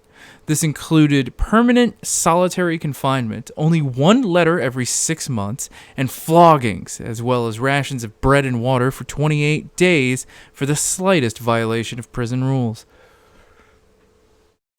It's a reference to a type of terse phrasing Spartans would use. The Spartans were in the Lacan region of Greece. So if not, it's just sparkling.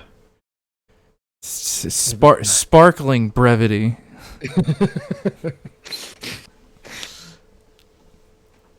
All right. Okay. Is this, you didn't just read this one, right? I did. Let me go to the next one. Okay, yeah. So now we're getting into this situation of like these, like this prisoner situation is like going to be like pretty huge for what we're talking about. So go forward. That's it. No, this is the one, right? You didn't read this. Nope. Okay.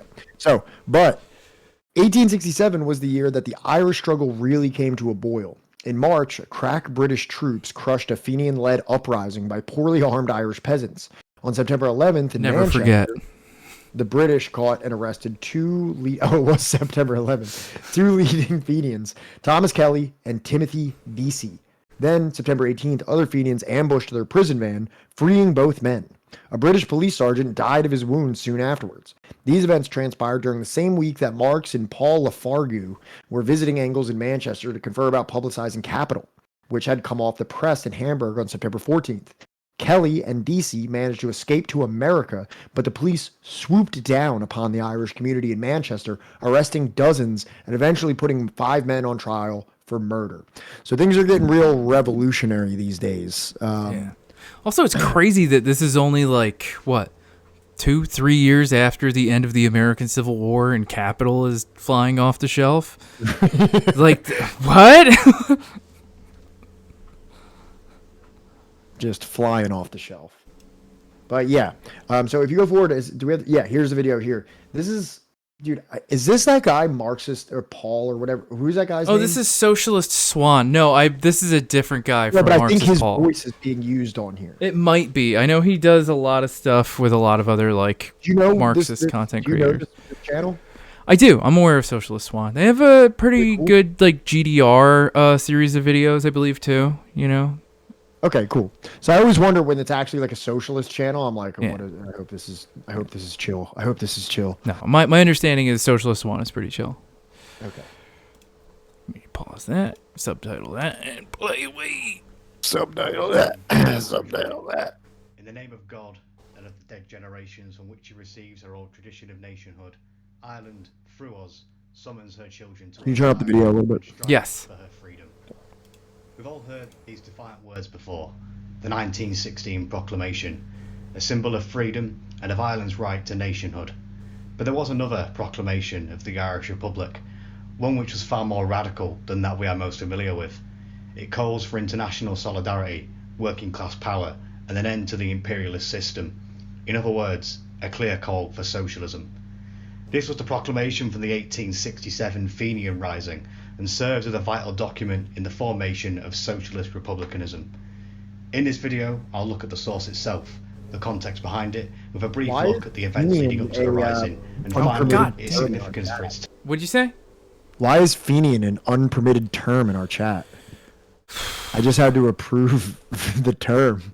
That is kind of weird. I mean, I think it's still a political like movement, but it's not like the Troubles are still happening. So what's the fucking deal? Automod? Little interesting. Time, as well as our own as socialists today. Firstly, let's hear the proclamation itself, read by YouTube's most renowned socialist Republican, Paul Moring. The Irish people of the world. We have suffered centuries of outrage, enforced poverty, and bitter misery. That's him, right? It makes sense why he would be on this video, because he's Irish. So, hey, we needed an Irish. But I think is the channel Irish also? No, I don't believe so. I don't believe Socialist okay. Swan is Irish. I could be wrong. I could be totally fucking off base here, but I believe only Marx's Paul or whatever his name is Irish. All right. Irish. Our rights and liberties have been trampled on by an alien aristocracy who, treating us as foes, usurped our lands and drew away from our unfortunate country all material riches. The real owners of the soil were removed to make room for cattle and driven across the sea to seek the means of living and the political rights denied to them at home, while our men of thought and action were condemned to loss of life and liberty. But we never lost the memory and hope of a national existence. We appealed in vain to the reason and sense of justice of the dominant powers. Our mildest remonstrances were met with sneers and contempt. Our appeals to arms were always unsuccessful. Today, having no honourable alternative left, we again appeal to force as our last resource. We accept the conditions of appeal, manfully deeming it better to die in the struggle for freedom than to continue an existence of utter serfdom. All men are born with equal rights, and in associating to protect one another and share public burdens, justice demands that such associations should rest upon a basis which maintains equality instead of destroying it. We therefore declare that, unable to endure the curse of monarchical governments, we aim at founding a republic based on universal suffrage, which shall secure to all the intrinsic value of their labour. The soil of Ireland, at present in the possession of an oligarchy, belongs to us, the Irish people, and to us it must be restored. We declare also in favour of absolute liberty of conscience and a complete separation of church and state. We appeal to the highest tribunal for evidence of the justness of our cause. History bears testimony to the integrity of our sufferings, and we declare in the face of our brethren that we intend no war against the people of England. Our war is against the aristocratic locusts, whether English or Irish, who have eaten the verdure of our fields, against the aristocratic leaders who drain alike our fields and theirs. Republicans of the entire world, our cause is your cause. Our enemy is your enemy. Let your hearts be with us. As for you, workmen of England, it is not only your hearts we wish, but your arms. Remember the starvation and degradation brought to your firesides by the oppression of labour. Remember the past, look well to the future, and avenge yourselves by giving liberty to your children in the coming struggle for human liberty. Herewith we proclaim the Irish Republic. The Provisional Government, 5th of March, 1867. This document was sent to all the major newspapers across Ireland and crucially Britain too. This was because the years of 1865 to 67 were ones of great struggle. The Irish Republican Brotherhood, or the IRB, the vanguard of the Irish nationalists, had grown to a claimed membership of 80,000, 15,000 of which were Irishmen in the British Army, and the majority of members were mainly from the working class. The Fenian Brotherhood in America, mainly comprised of the Irish migrants after the Great Hunger, began organising armed raids into British-occupied Canada and drew up plans to support armed revolution in Ireland with veterans from the Civil War. While in Britain, the Reform League saw hundreds of thousands of ordinary working class people marching and demanding their right to vote.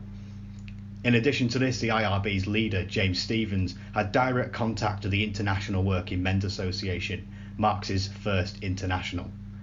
It was clear from this that revolution was in the air, and 1865 was going to be the year to strike. The IRB's leaders met with British radical and Republican Charles Bradlaugh to discuss the potential of a united rising. He promised the support of 100,000 British Republicans. So therefore the plan was to wage a guerrilla war in Ireland, slowly gathering strength before the final seizure of power once enough arms were gathered. Sadly, this was not to be.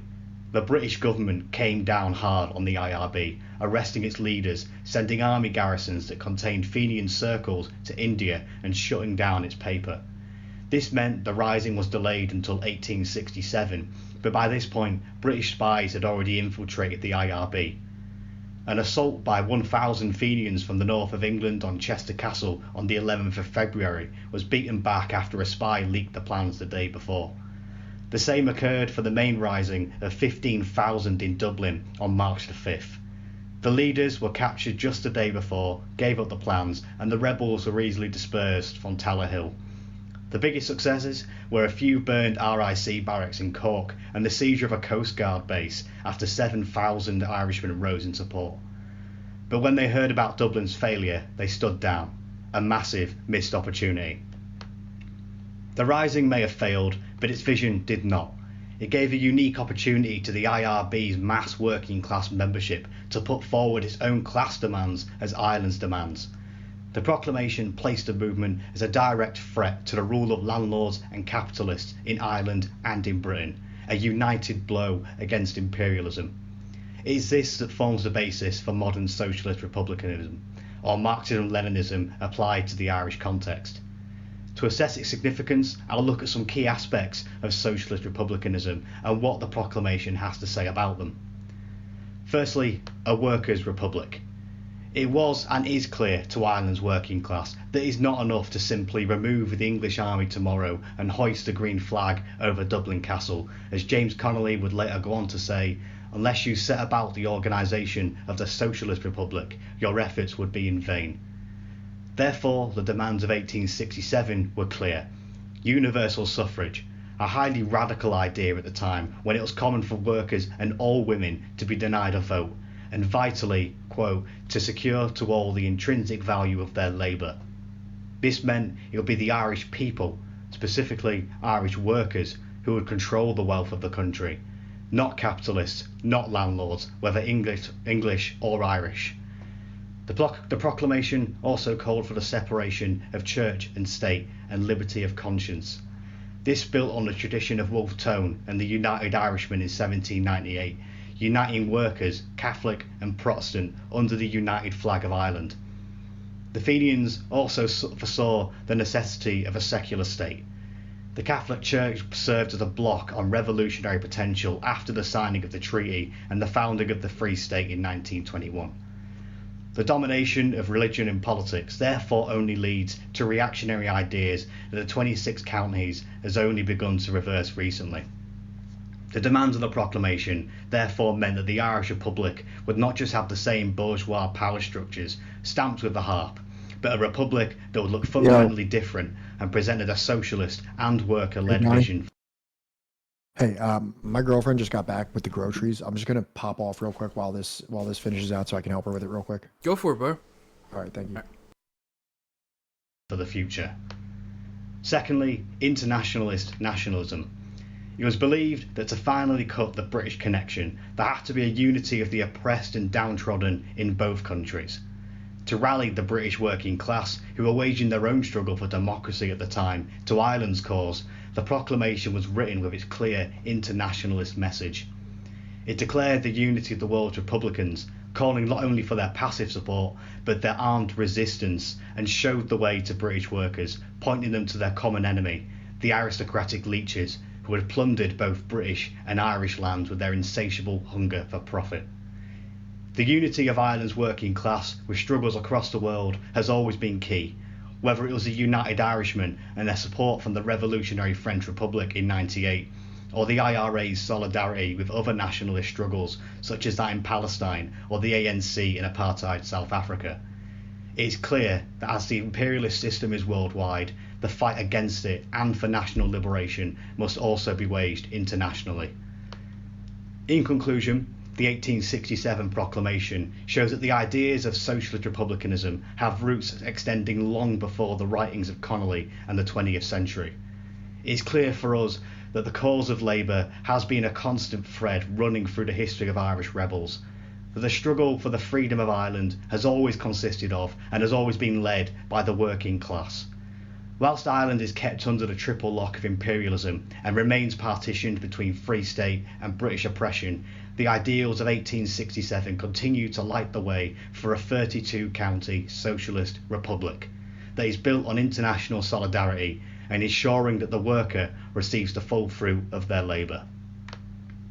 I'd like to thank you all for watching. This is the first part of a new series that's going to be looking at important documents throughout socialist history, be it from Germany or Ireland or Britain or Russia or China or anywhere, just wherever takes my fancy, I suppose. You could see these as sort of extended gobbets or socialist gobbets. This just lets me look at my other passions in history without having to do a full video analysis, and I'd definitely love to hear your thoughts about this first one, points for improvement, and any topics that you're personally interested in.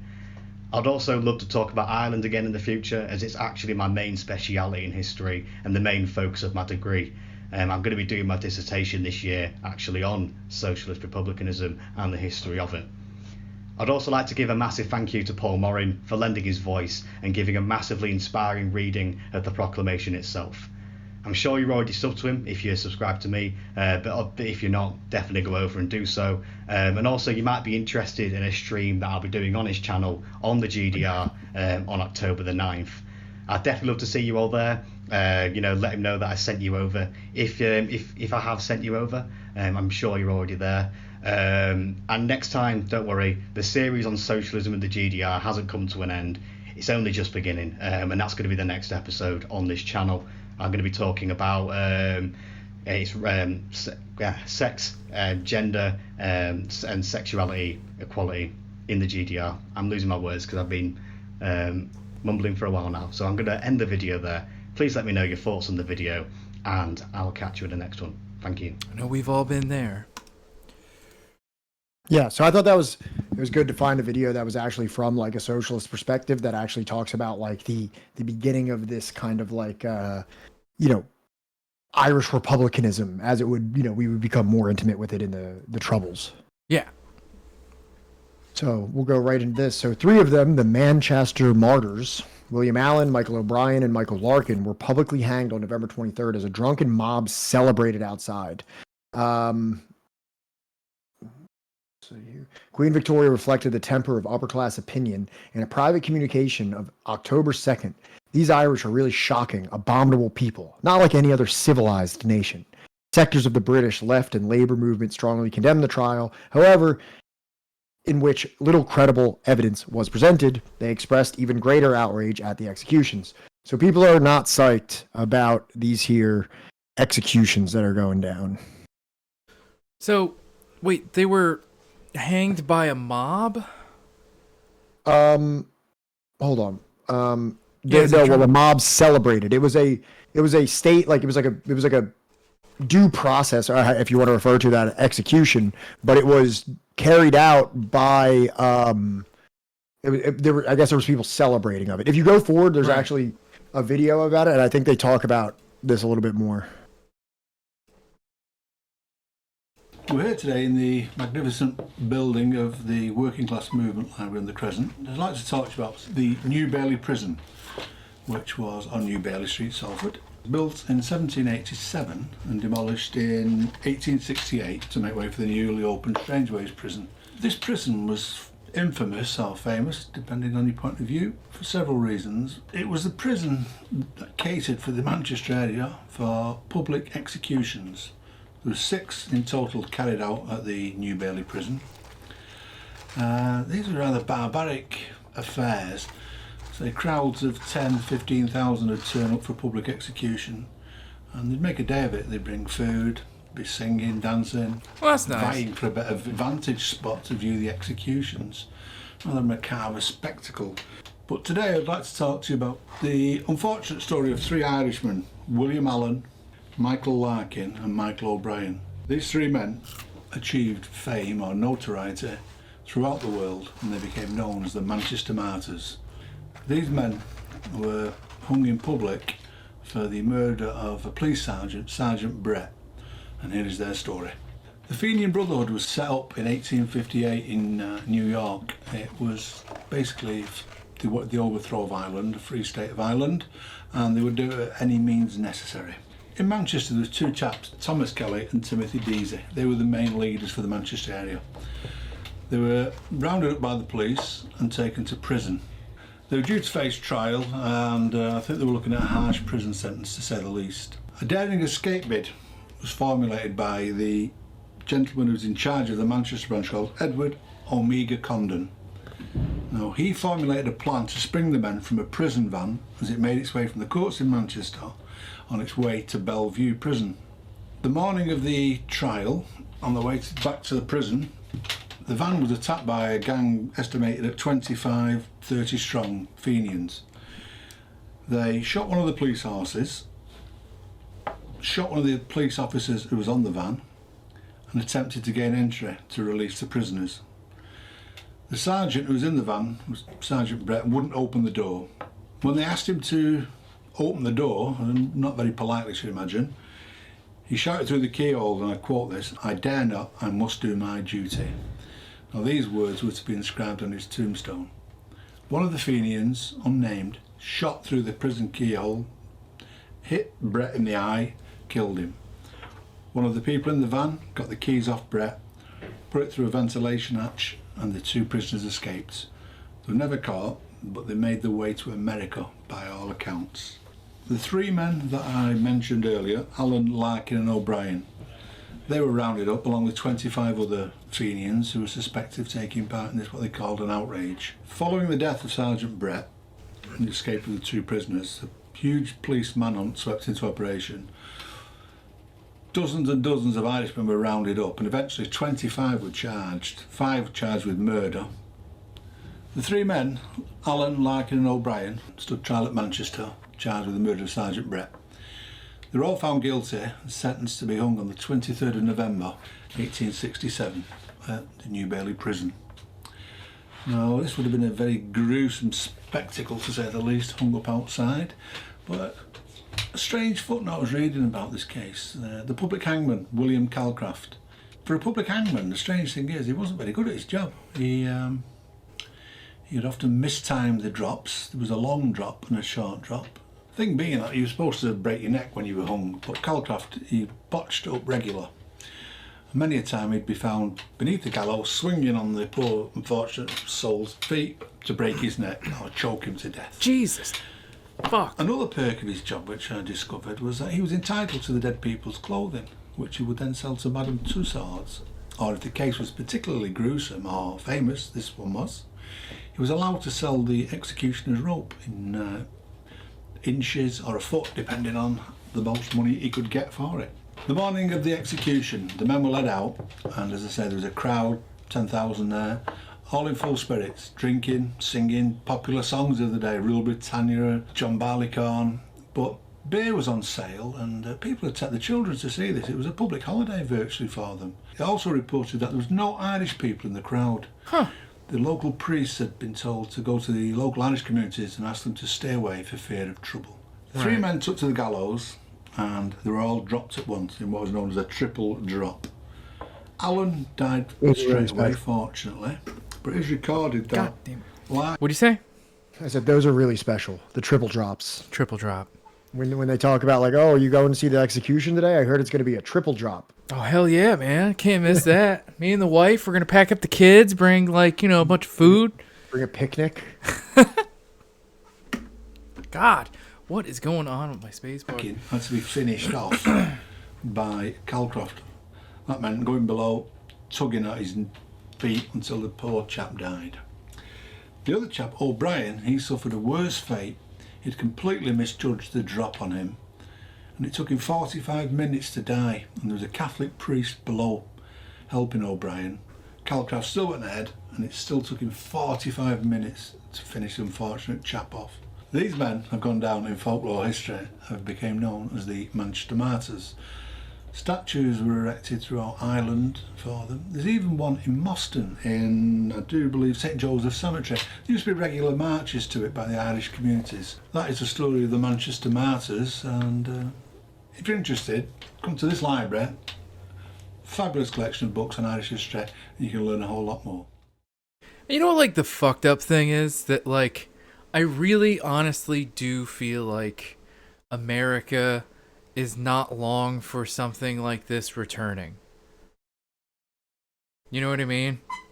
And I don't just mean like, you know, some crazed person taking it upon himself to, you know, pretty much like publicly murder, you know, someone busking on the subway or some shit, right? I mean like, you know, the government or some state government being like, we're going to bring back public hangings. Yeah, I'm not sure. I don't know. I feel like maybe in the next 10 years. We're not long for it, you know? Yeah.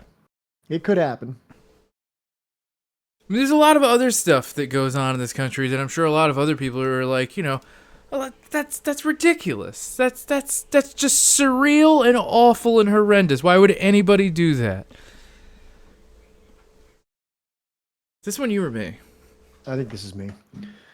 So, already in June, Marx had written to Engels.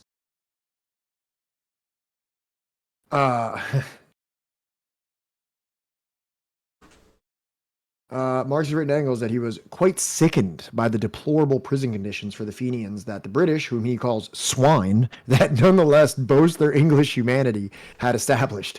5 months later, during the weeks preceding the November 23rd execution, the International launched a solidarity campaign. In a letter to Engels of November 2nd, Marx writes, "I have sought by every means at my disposal to incite the English workers to demonstrate in favor of Fenianism." In the November 2nd letter to Engels, Marx suggested his own views of the Irish struggle were evolving. "I once believed that separation of Ireland from England to be impossible. Now I regard it as inevitable, although federation may follow upon separation." Then, referring to a new series of evictions of tenant farmers in Ireland, he adds, "In no other European country has foreign rule assumed this form of direct expropriation of the natives." Keyword there is European country. But I do enjoy this little excerpt of Marx calling British people swine and calling into question the hypocrisy of their humanity. You know, something that's much more of a modern talking point in terms of first world quote unquote civilization, despite them engaging in the most barbaric forms of exploitation and conquest to obtain this enlightened civilization. Personally, I'm hoping that the UK falls within like the next decade. I mean, like, what does the UK falling even mean, though? The UK is so like insignificant at this point, anyway. I mean, yes, to us, the UK has effectively fallen at this point. It has effectively fallen, but I mean, like, you know, the Welsh being the first to pull out and be like, you know what, we want to join the European Union as like our own state. You mean the UK as it stands? Dissolving. This is my messed up thinking. When I hear the UK, I just think England. Yeah, well, I mean, that's the thing, is that, like, a lot of people... You don't mean the state of England collapsing. You mean what is the United Kingdom becomes independent. I mean, it pretty much already is. Like, you know, they have almost entirely defunded their NHS, their National Healthcare Services. They are having teacher strikes, like, every other month that are just getting worse. People are you talking about in England specifically, or do you mean... I'm talking about England specifically. Okay. I thought you meant, when you said the UK, I thought you maybe meant that like Wales will become independent. Yeah. You know, Northern Ireland, like all of Ireland will be independent and everything like that. But you're talking about the actual state of England. I'm talking about like that whole island, right? I think that the English, right? The Crown is going to lose Wales, right? And I think the Welsh are going to be the first to try and, you know, rejoin with the European Union, right, as their own independent state. Followed by the Scots, because it's like, why hang on to this dying ship that is ruled by like sausage hands, you know? Fucking. And everybody over there has sausage hands, to be fair. This guy has a special royal sausage hands. I hope I don't. I see Ireland reunifying. I hope under his rule. I hope that for a man that has waited, like, you know, most of his life to take the crown, that like he finally gets it and the entire thing fucking slips through his fucking fingers, and I hope the ghost of, you know, Diana, Princess of Wales, haunts him for, you know, the rest of his dying days. Can I ask you a very serious question here? And I don't mean this, but what power does a king even have in England? You'd be shocked. They can actually dissolve Parliament if they want. They can even supersede Parliament to have things like their own personal wealth. You know, I thought that it was like a symbolic thing at this point. No, I really assumed that the king had very little power other than just kind of being like royalty in like a symbolic sense. A lot of detractors of this argument try to say they're like, oh, it's all optics, it's all play or whatever. You know, they're just a very wealthy family that owns like most of the property on the fucking island, right? And the king can sack Australia's prime minister too. Yes. Hang on one second. Oh god, that's so funny. That's so funny that that's a thing that can still happen. Like there's some backwards legal restriction that's like, well, yeah, technically we're still beholden to the King of England. Canada, large swaths of Canada are still subject to royal rule. I don't know why I find that so hilarious. Yes, Canada. I mean, the Commonwealth is still in existence for a lot of countries. So it's so bizarre. It is. And like, what do they do, Pat? Who, the king? The whole royal family. What do they do? I have no idea. Nothing. They do fucking nothing. They are parasites. So that's why I'm hoping that it finally falls under the rule of King Charles.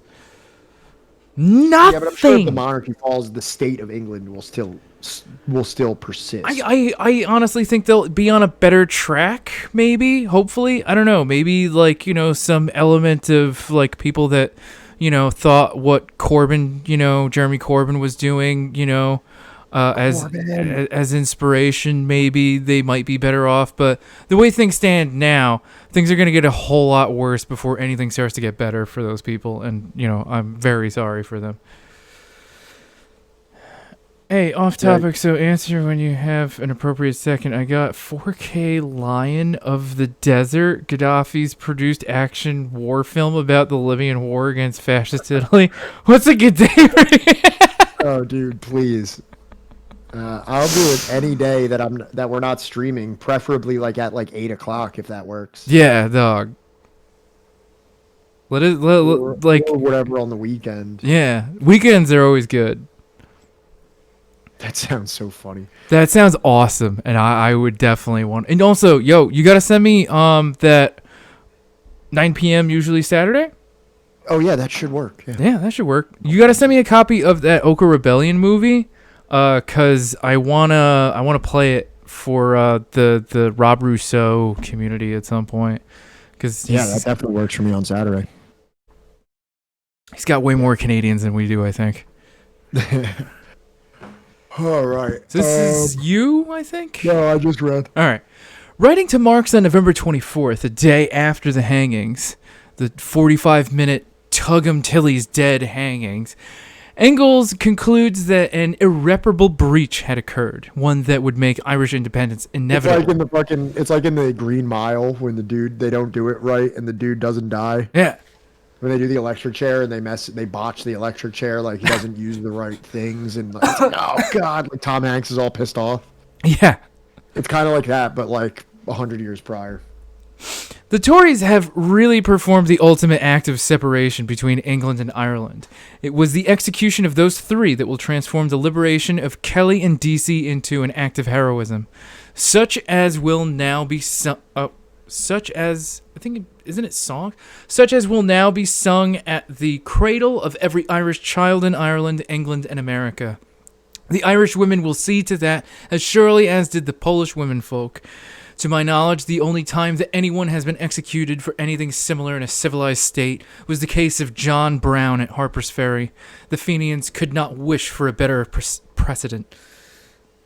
So this is an interesting tie together of all the things we've been reading about, which was the Polish uprising of the 19th century, obviously the American Civil War, and now the situation of Irish self-determination is being all woven together in a consistent package of political self-determination being directly associated with economic self-determination and class issues. Yeah. Sadly, I don't think that it's going to come quite as soon as Engels thinks. Right. Marx notes for his undelivered November 26 speech written in English have survived. He begins on a similar note to the letter by Engels dated November 24th.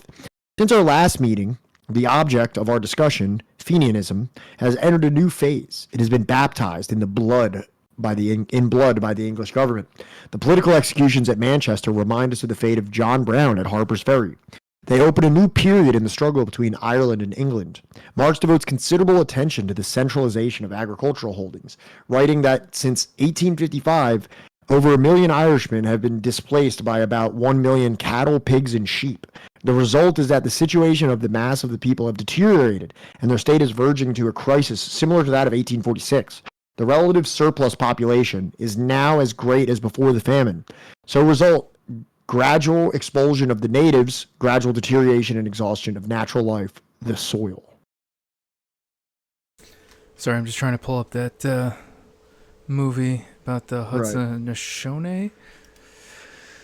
In this brief passage, Marx links together the destruction of the Irish people with the destruction of the natural environment. This new stage of Britain's capitalist penetration into Ireland was wreaking both human and ecological damage. The Irish historians Eamon Slater and Terence McDonough argue that this type of discussion found here and a few other passages on Ireland projects Marx not only as an historical analyst of colonialism, but also perhaps as a theorist of environmental modernity. As to Fenianism, which his notes treat very briefly, he writes that its distinguishing character as a socialist lower-class movement meant it was not Catholic, but Republican. This under influence of the Irish in America. So all those other, all those other things that I said that Marx and Engels seem to be pioneering, now we can even say environmental modernity. We can add that to the list as well. And I really don't mean to say this as like a cheerleader of Marxism, but as someone who tries to be as critical as I possibly can to people that I see as leaders of our movement here, I am just like thoroughly impressed the more I read into the writings of these two people, and how racist they can be. Not only how racist they can be, but also just like how much of visionaries they can be for things that are still very much like modern issues. I mean, like, I'm not trying to, what's the word, like, dismiss a lot of their, like, like bigotry for that time, right? But at the same time, it's just like, for a lot of the other stuff, not their personal bigotry, like, Marx's, issues with Judaism, or Engels' like, Slavophobia, right? But like, a lot of the stuff where it's just kind of like they support it, but they're calling it something weird, or they have kind of like a limited perspective on these things that, a lot of times their only source of information for these people that they support are, sources that are very racist towards the people that they are examining or the situations that they're examining. I'm not saying it's inexcusable, but I also don't think it should be just completely exonerated. Right.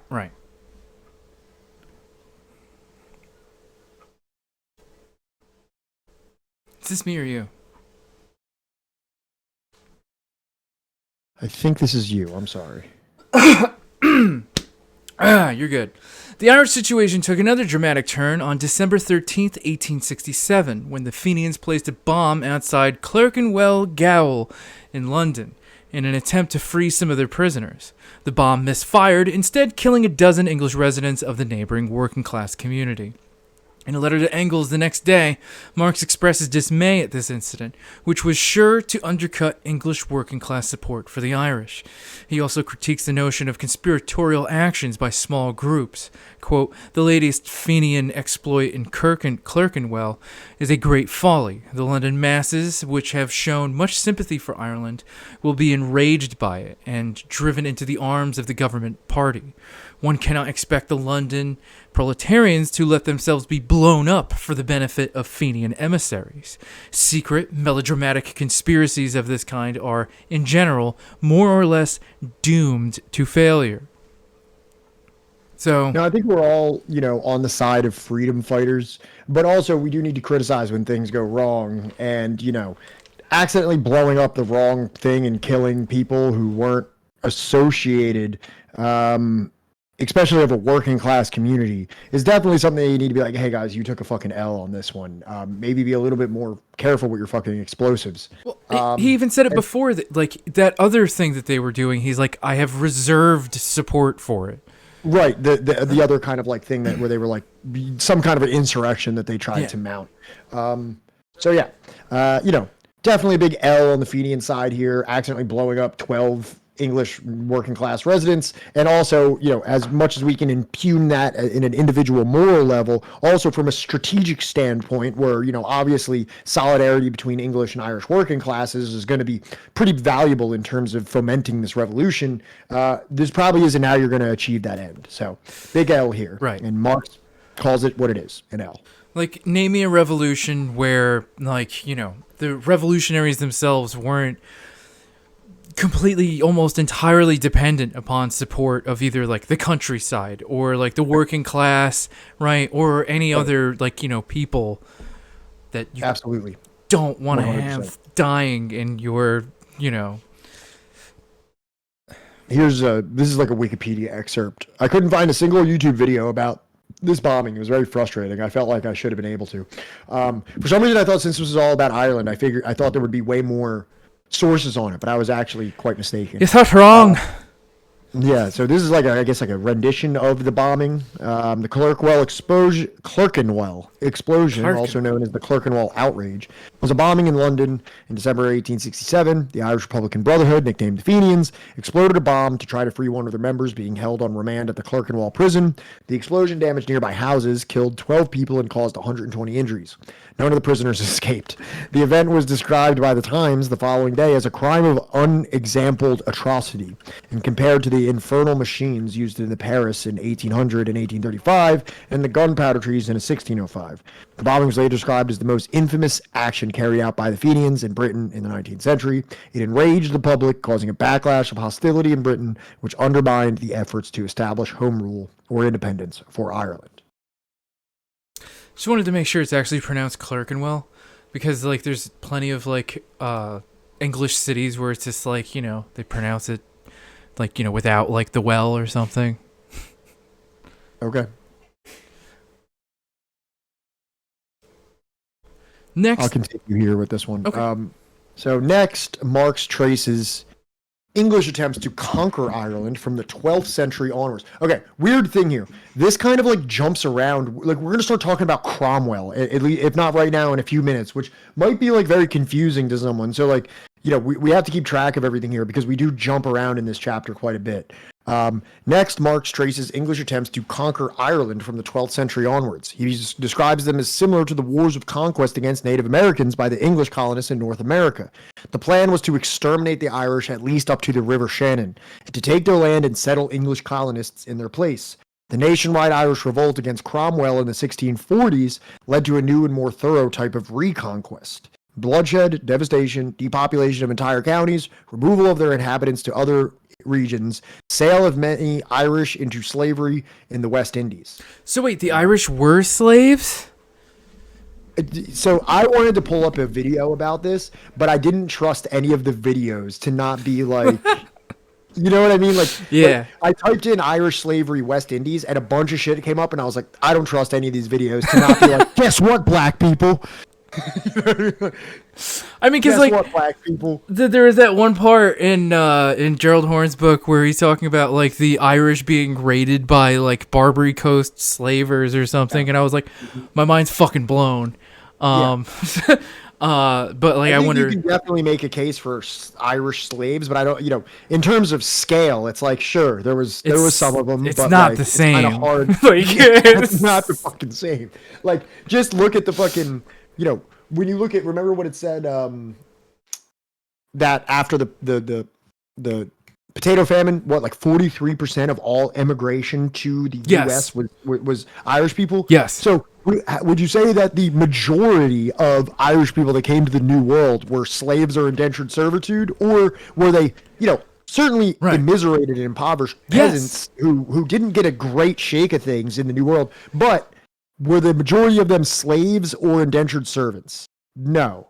Were the majority of black people? Was black people in the United States' position in this country solely determined by their position as slaves? Yes, almost without exception. Right, like these were people that were immiserated into fleeing the country of origin, Ireland. Right? Yeah. They were and not. In many cases, just like Horn said, you could be white. You get to be a white person here. Right. Well, even if you're an indentured servant, you're still white. And you're not being like dragged out of your home in the middle of the night, like separated from your family, chained to some dude that doesn't speak your language that you've never met before, and then brought across a ship where if you die, they're just going to dump you overboard if you can't be sold at market. Like, there's an incredible, like, ocean of difference, Pacific Ocean sized world of difference. There's a middle passage sized difference between these two things. Right. Like and then like, you know, the life that you can lead when coming to America, even as an Irish indentured servant, compared to someone who is chattel slavery. I don't understand how this is still a debate for some people. And then also, there was no Jim Crow of Irish people either. No. So holding those two, and you know, I'll recognize too that the Irish people had a rough go of it in the United States. Sure. It wasn't, you know, a great situation for them. But you can't really just be like, and that's the problem, is that the difficult situation that Irish people faced in the United States is generally used by racists to invalidate the plight of black people. There used to be a meme that used to go around maybe like 2016 or something that was like, the Irish were slaves. You never hear them complain. The Irish people worked and now they blah, blah, blah, blah, blah. Like, and it's pretty much being like, black people have no right to complain about slavery. That's what they're saying. Wilco, how upset am I going to be hitting that?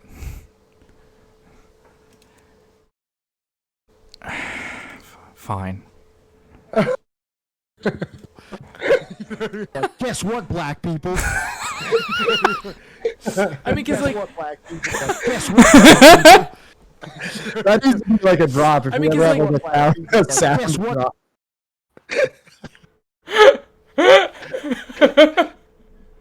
Oh God, that's so good. Oh my God. We really need to get like a little like soundboard thing so I can just How click. funny to be that every time I bring up something, Every time, you just press that button. Guess what, black people?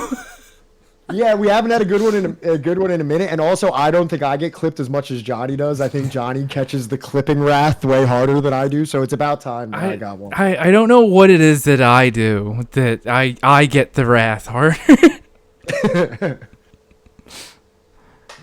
Oh, that was fucking hilarious. All right, so we did this one, right? Yeah, West Indies. Yep, There we go. yep, Okay. This is the ever relevant. The Irish slaves. So this had two other results. Cromwell's campaign in Ireland ended the hope of a radical revolution in England itself. It put paid to the English Republic, whatever the fuck that means. And two, it resulted in a special Irish mistrust of the English People's Party, thus driving a wedge between them and their successors on the British left. The subsequent English policies under the Restoration prevented the development of manufacturing in Ireland, end quote, and threw the people back on the land. Marx also details the religious discrimination against Catholics and its link to the appropriation of land by the English. Inspired by the French Revolution, the 1798 Irish uprising failed because the peasants were not ripe. The Anglo-Irish Union of 1801 resulted, under which Irish industry was curtailed. Quote, every time Ireland was about to develop industrially, she was crushed and reconverted into a purely agricultural land. All their accumulations were sent, therefore, to England for investment, and thus Ireland was forced to contribute cheap labor and cheap capital to building up the great works of Britain. Again, just like a great like something that could be applied to like migrant labor in the United States right now. Just like the informal, well, and it was much more formal in the case of Britain and Ireland, but like this kind of like informal kind of exploitation and unequal exchange that exists like between a country like Mexico and the United States. I appreciate that quite a bit. What the hell is that? Have you ever listened to what's his name, Michael Hudson, talk about how America gets its free milkshake, right? And how he continues to use that throughout. Like, it's like an hour and a half long video, and he just keeps referring to it as a free milkshake, or no, free lunch. That's it. And he talks about how, like, you know, pretty much all like trade in terms of agriculture with America is so that like America can take your produce and you buy America's like monocrop, and that's it. Thank you very much for your nutrients. Here is your cornmeal. Exactly. Here's your soy. Enjoy.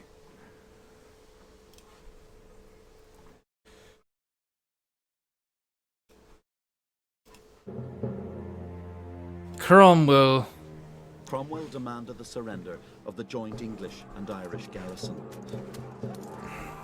When this was refused, the bombardment began.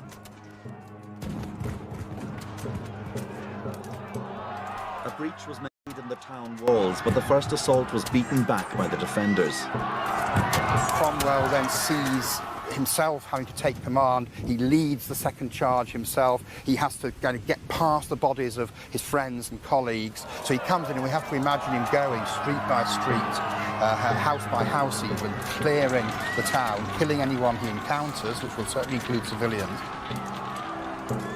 Oh, so war crimes. Almost 3,000 men were slaughtered, virtually the entire garrison, and many after they had surrendered. Cromwell said, "Being in the heat of the action, I forbade them to spare any who were under arms in the town."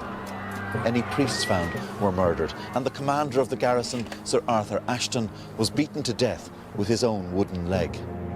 What? Several hundred civilians were killed, but the English and Irish defenders were the main targets of execution.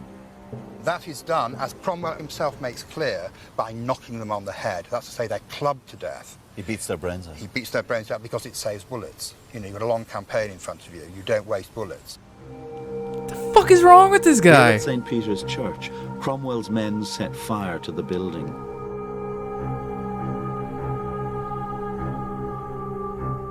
They killed soldiers and civilians alike as they tried to flee the flames. Drogheda was an act of vengeance against English royalists and the Irish, whom Cromwell blamed for the massacre of Protestants. Its military aim was to terrorise other garrisons into abandoning resistance. But a later English politician who would wrestle with the Irish question had no doubt about the nature of Cromwell's legacy. Said Winston Churchill, "He cut new gulfs between the nations and creeds. Upon us all still lies the curse of Cromwell." At Wexford, his army committed another massacre, but many garrisons surrendered. Cromwell was back in England by mid-1650, leaving the army under the command of his son-in-law. Guerrilla bands now staged hit-and-run attacks. Cromwell's army responded with ferocity.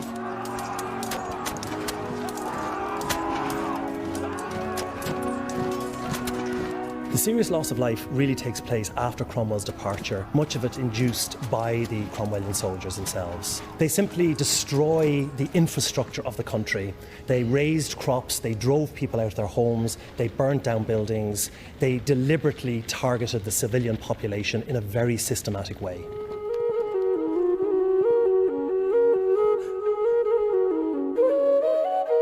The uprooting of populations was a common feature of European war in this period.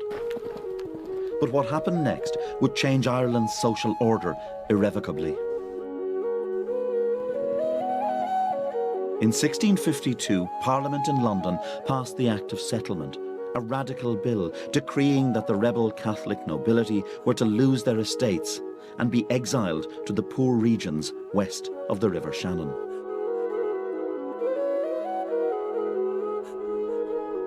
One of Cromwell's generals came here to the Burren in the west of Ireland, inspected the landscape, and then remarked approvingly, "There is not water enough to drown a man, wood enough to hang one, nor earth enough to bury him." To here and to the fastnesses of Connacht, the Irish nobility were to be banished. In the telling of the Irish story, this is Cromwell's enduring legacy. Go to hell or Connacht. Jesus Christ. Cromwell. Yeah, he seems like a just total bastard. Yeah. Jesus. Yeah. Fuck. And they have statues to this dickhead? Oh, I'm sure. I don't. So, in the second half of his notes, Marx focuses on the period after 1846. Ireland experienced not only mass death and immigration, but also a revolution of the old agricultural system, under which large farms were consolidated. This was not initially planned, but soon circumstances arose whereby this became a conscious and deliberate system. He mentions 4 factors. Number 1, repeal of the corn laws, which was actually in that first video that we watched, right, led to a drop in the prices of Irish grains. Number 2, reorganization of agriculture in Ireland was a caricature of what had taken place in England. Number 3, masses of Irish men and women were fleeing to England resulted in further concentration of land ownership. Peasants were driven from the land, sometimes by force. Marx then details the decrease in population through immigration and the downturn in living conditions for those remaining. So because of this, this is kind of spiraling out of control. It's just consolidating land into fewer and fewer hands. Right. Also, Hitler, yeah, I agree. If I'm not mistaken, corn, right? Everything used to be called corn. Oh, really? Yeah. Like any grain, like any cereal grain or whatever, like that's all corn. Yeah, it's just all corn. Nope. In the early months of 1868, the Bonaparte regime, why did I say it like that? The Bonaparte regime arrested members of the International in Paris, accusing them without evidence at being the center of an international Fenian conspiracy. In Ireland, the rather moderate paper, The Irishman, came under attack for publishing pro-Fenian material, and its editor, Richard Pigott, was sentenced to prison. In a letter to Engels of March 16th, Marx intones that this type of repression exceeds anything seen on the continent. Except Russia. What dogs! In the coming weeks, a trial of Fenians in Manchester saw an old comrade of Marx and Engels, Ernest Jones, talking the role of attorney for the defense. They had become estranged from Jones due to his move towards liberalism, and Engels, writing to Marx on April 30th, 1868, criticizes Jones' lukewarm approach in the courtroom, which in his view allowed the prosecution to rage unchecked. Soon after, on May 26th, Michael Barrett, a Fenian convicted of participation in the Clerkenwell bombing, was hanged. He was the last person to be publicly hanged in England. So the very last public execution, or at least public hanging, was this individual. If you go forward, we have a little video on it. You know about the last time the French used the guillotine? No, when was it? 1977. On who? I think he was like some kind of like serial killer or something or some shit like that.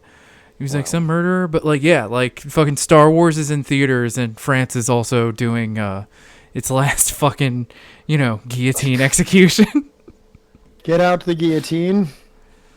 Let me just pause this right here and hit play. Throughout history in the centuries, there were many people who were executed in public. Henry VIII executed 70,000 people inside of his kingdom, and much of this happened in front of huge crowds. Prominent people such as Thomas Cromwell and Sir Thomas More were taken to Tower Hill in front of thousands, and they lost their heads at the sharp end of the executioner's axe. For centuries, executions in public remained a staple of town life and city life across England, until in 1868, the final person to be hanged in public lost his life. But what is the story of this? Join us today as we look at the horrific execution of the last public hanging in England. Remember to support our channel.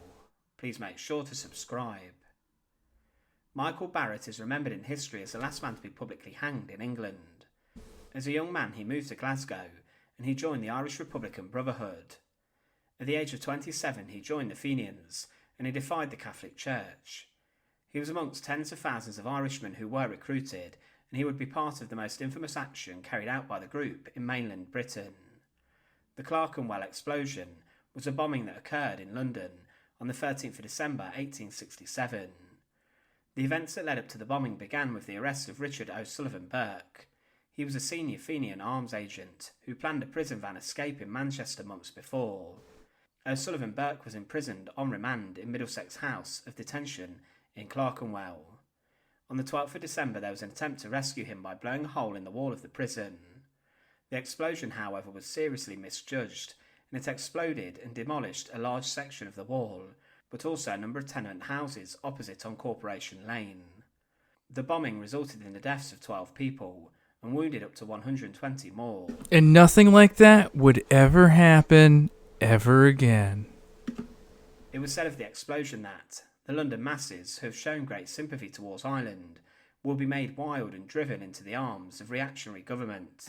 One cannot expect the Londoners to allow themselves to be blown up in honour of Fenian emissaries. No one escaped because of the bomb, and the prison authorities had been forewarned earlier that something was going to happen. Because of this, the prisoners were all locked up inside their cells. The bombing enraged the British public, and it made relations between the English and Irish tough. It was described as an act calculated to destroy all sympathy and to evoke the opposition of all classes. In the day before the explosion, the Prime Minister banned all political demonstrations in London to end the weekly marches and meetings being held in support of the Fenians, but the explosion turned public opinion against them. But months before the explosion, Michael Barrett had been arrested in Glasgow for illegally discharging a firearm, and it was later claimed that there was false evidence used to link him to the prison explosion. At court, he produced witnesses that said he was in Scotland when the explosion occurred, and the case against him was based on the evidence of a Dubliner who in the past had given false information. He told the court Barrett had informed him he had carried out the explosion, but 2 hours later the jury said he was guilty. One of the lawyers stated, on looking at the dock, one's attention was attracted by the appearance of Barrett, for whom I must confess I felt great commiseration. He was a square-built fellow, scarcely 5'8" in height, and dressed like a well-to-do farmer. His resemblance was increased by the frank, open expression on his face. A less murderous countenance than Barrett's I have not seen. Good humour was latent in every feature, and he took the greatest interest in the proceedings. Barrett then later said, I am far from denying, nor will the force of circumstance compel me to deny my love of my native land. I love my country, and if it is murderous to love Ireland dearer than I love my life, then it is true, I am a murderer. If my life were 10 times dearer than it is, and I could by any means redress the wrongs of that persecuted land by the sacrifice of my life, I would willingly and gladly do so. Many people asked for clemency with regards to Barrett, and his mother even walked several miles in the snow to appeal to her local MP. However, his death sentence was confirmed, and he was sentenced to be hanged outside the walls of Newgate Prison on the 26th of May 1868. It was said of his execution, on Monday the barriers were put up, and on Monday night a fringe of eager sightseers assembled, mostly sitting beneath the beams, but ready on a moment's notice to rise and cling to the front places they had waited so long for. There were the usual catcalls, comic choruses, dances, and even mock hymns till towards 2 o'clock, when the gaiety inspired by alcohol faded away as the public houses closed, and popular excitement was not revived till the blackened deal frame which forms the base of the scaffold was drawn out in the dawn, and placed in front of the door from which Barrett was to issue. Its arrival was accompanied by a great cheer, which at once woke up those who had huddled in doorsteps and under barricades, who had joined in the general acclamation. The arrival of the scaffold did much to increase the interest, and through the dawn people began to flock in, the greater portion of the newcomers being young women and little children. It was then said, with the first sound of the bells came a great hungry roar from the crowd outside, and a loud continued shout of hats off, till the whole dense bareheaded mass stood white and ghastly looking in the morning sun, and the pressure on the barriers increased so that girls and women in the front ranks began to scream and struggle to get free. Amid such a scene as this, and before such a dense crowd of white faces, Barrett was executed. His clergyman came first. Barrett mounted the steps with the most perfect firmness. This may seem a stereotyped phrase, but it really means more than it is generally imagined. To ascend a ladder with one's arms and hands closely pinioned would be at all times difficult, but to climb a ladder to go to a certain depth might try the nerves of the boldest. Yeah. Barrett walked up coolly and boldly. His face was as white as marble, but still he bore himself with firmness, and his demeanour was as far removed from bravado as fear. There was a partial burst of cheers, which was instantly accompanied by loud hisses, and so it remained for some seconds, till as the last moment approached, the roars dwindled down to a deadly silence. To neither cheers nor hisses did the culprit make the slightest recognition. He seemed only attentive to what the priest was saying to him, and to be engaged in prayer. The hangman instantly put the cap over his face and the rope around his neck. Then Barrett, turning, spoke through his cap, and asked for the rope to be altered, which the hangman did. In another moment Barrett was a dead man. After the bolt was drawn and the drop fell, with a loud boom, which always echoes from it, Barrett never moved. He died without a struggle. It is a worthy remark that a great cry rose from the crowd as the culprit fell, a cry which was neither an exclamation nor a scream, but it partook in its sound of both. With the fall of the drop, the crowd began to disperse, but an immense mass waited till the time of cutting down came, and when 9 o'clock struck, there were loud calls of "Come on, body snatcher! Take away the man you've killed!" The hangman appeared and cut down the body amid such a storm of yells as has seldom been heard even from such a crowd. There was nothing more to be seen. Michael Barrett's remains lay inside of a lime grave in the wall of Newgate Prison for 35 years. Jesus. They were then moved to the City of London Cemetery.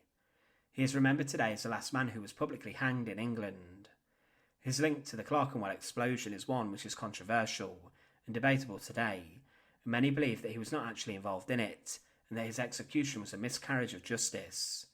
But the explosion caused great tensions between the English and the Irish, especially after the death of so many innocent people. Thanks for watching. To support our channel, please make sure to subscribe. Dark. Very dark. What? I said dark. Very dark. Well, you know, that's what we cover here. It's all sunshines and rainbows here on Subversive History. Yeah, this is the Rainbow Channel. I think this is you. In the fall of... No, this is me. Okay. In the fall of 1869, Marx seemed to also be preparing a lengthy study of Ireland, and he began asking Engels about source material. After beginning his studies, Engels makes an assessment similar to Marx's earlier one on Cromwell's invasion. In a letter to Marx of October 24th, Irish history shows what a misfortune it is for one nation to subjugate another. All English abominations have their origin in the Irish Pale. I still have to bone up on the Cromwellian period, but it appears clear to me that things in England would have taken another turn but for the necessity of military rule in Ireland creating a new aristocracy. So again, something else that would be great for that discussion with Rick and them, you know what I mean, just listening to Marx say how much of an abomination it is for one nation to subjugate another. It's very similar. Also for him to use the phrase bone up on the Instead Cromwell. of bone up. I don't know if that's the literal translation, but still. I'm sure Marx had, interesting things to come away with after boning up on the Cromwellian period. Just gonna bone up. Just gonna bone up. Hey, you boned up on Marx and Lenin? How boned up are we right now? At the November 16th, 1869 General Council meeting, Marx began the debate with a speech of more than an hour on the British government and the Fenian prisoners. As recorded in the minutes, he castigated Gladstone for failing to keep his campaign promises on Ireland and for reverting to typically British high-handed tactics, such as failing... Typically British, such as failing to reply to a petition for amnesty bearing 200,000 signatures. After Gladstone had freed a few hot rank-and-file Fenians, he imposed humiliating conditions on the freedom of the others. He wants them to renounce their principles, to degrade them morally. Marx declares further that Gladstone wants the Irish to fall on their knees because an enlightened sovereign and parliament have done a great act of justice, even though they were the criminals before the Irish people. Despite his claims to be a friend of Ireland, Gladstone mobilized soldiers with live ammunition on October 10th in Dublin as government officials sought to provoke the demonstrators with last-minute restrictions on the parade route. In addition, all tenant right meetings are broken up, Marx notes. Yeah, so... and if I'm not mistaken, isn't Dublin like kind of like sort of pro-England? Like, I don't know if that's the case back then, but like... I'm not 100%. I wouldn't know enough to make that kind of assumption or declaration. I just want to see if Dublin is one of the Protestant territories. Protestant territory. It's a Protestant territory. Just show me the images. No, I'm thinking of Belfast. Never mind. Old Belfast. Stiff little fingers. Stiff little fingers. All right. This is me. Yes. Okay. Another obstacle now appeared. The narrowness of Irish nationalist politics. Something that Marx now begins to attack in his private correspondences. In a letter of December 4th to Engels, cited above, he complains that the Irishman and other Irish newspapers have failed to cover the international on Ireland, since, in their view, the Irish question must be treated as something quite distinct, excluding the outside world, and it must be concealed that English workers sympathize with the Irish. Engels responds in a December 9th letter that this avoidance of the profane class struggle was partly calculated policy by Irish nationalists to maintain their domination over the peasants, since the Irish peasant must not be allowed to find out that the socialist workers are his sole allies in Europe. Some months later, in a letter of July 8, 1870, Marx returns to this question, calling Piggott, the editor of The Irishman, a narrow-minded nationalist. So that's interesting. Now he's criticizing Irish nationalism to some degree, correct? Well, I think it's because what they're saying is some of the Irish nationalists, like, they're not like, whoa, I still plan to be a rich Irishman more than anything, you know? Like, yeah. I don't need the poors finding out there are people abroad that actually support them more than I do. Right. That makes sense. If I recall correctly, people weren't not all that supportive of the Easter Rising rebellion until the British executed them. That's wild. During this period, Marx had begun to connect Ireland to the question of communal property. As discussed in chapters 1 and 2, which we have covered, in the early 1850s, Marx saw communal property as a major foundation for Oriental despotism in Russia and India, or for authoritarian clan chieftains in Scotland. But his 1868 letters to Engels on Georg Maurer studies of pre-modern Germanic peoples show that he had begun to view early communal forms differently. In a letter of March 14th, 1868, Marx informed Engels and Maurer that had shown not only that communal property was the original Germanic form, as much as in Russia or India, but also that it had persisted in parts of rural Germany until their own time. However, he chides Maurer for failing to take up the ancient Celts. Maurer, though often referring, for instance, to Africa, Mexico, etc., knows absolutely nothing about the Celts, and therefore ascribes the development of communal property in France solely to the Germanic conquerors, as though we did not possess a Celtic, i.e. Welsh, book of laws from the 11th century that is entirely communist. Moreover, as Marx writes in a subsequent letter to Engels of March 25th, Maurer's findings uncovered a primitive age that corresponds to the socialist tendency because its people were such egalitarians. So this is interesting. Remember, like, everything we were reading about India, where they were like, this is the Oriental despotism, and like the Russian whatevers are like much like the clans of Scotland, and all that type of stuff.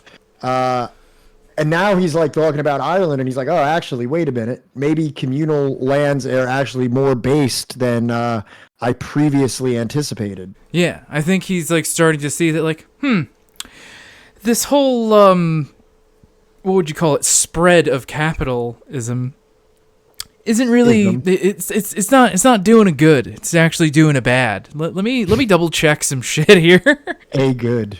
It's not doing a good. It's in fact doing quite a bad. That is a bad. That's a bad.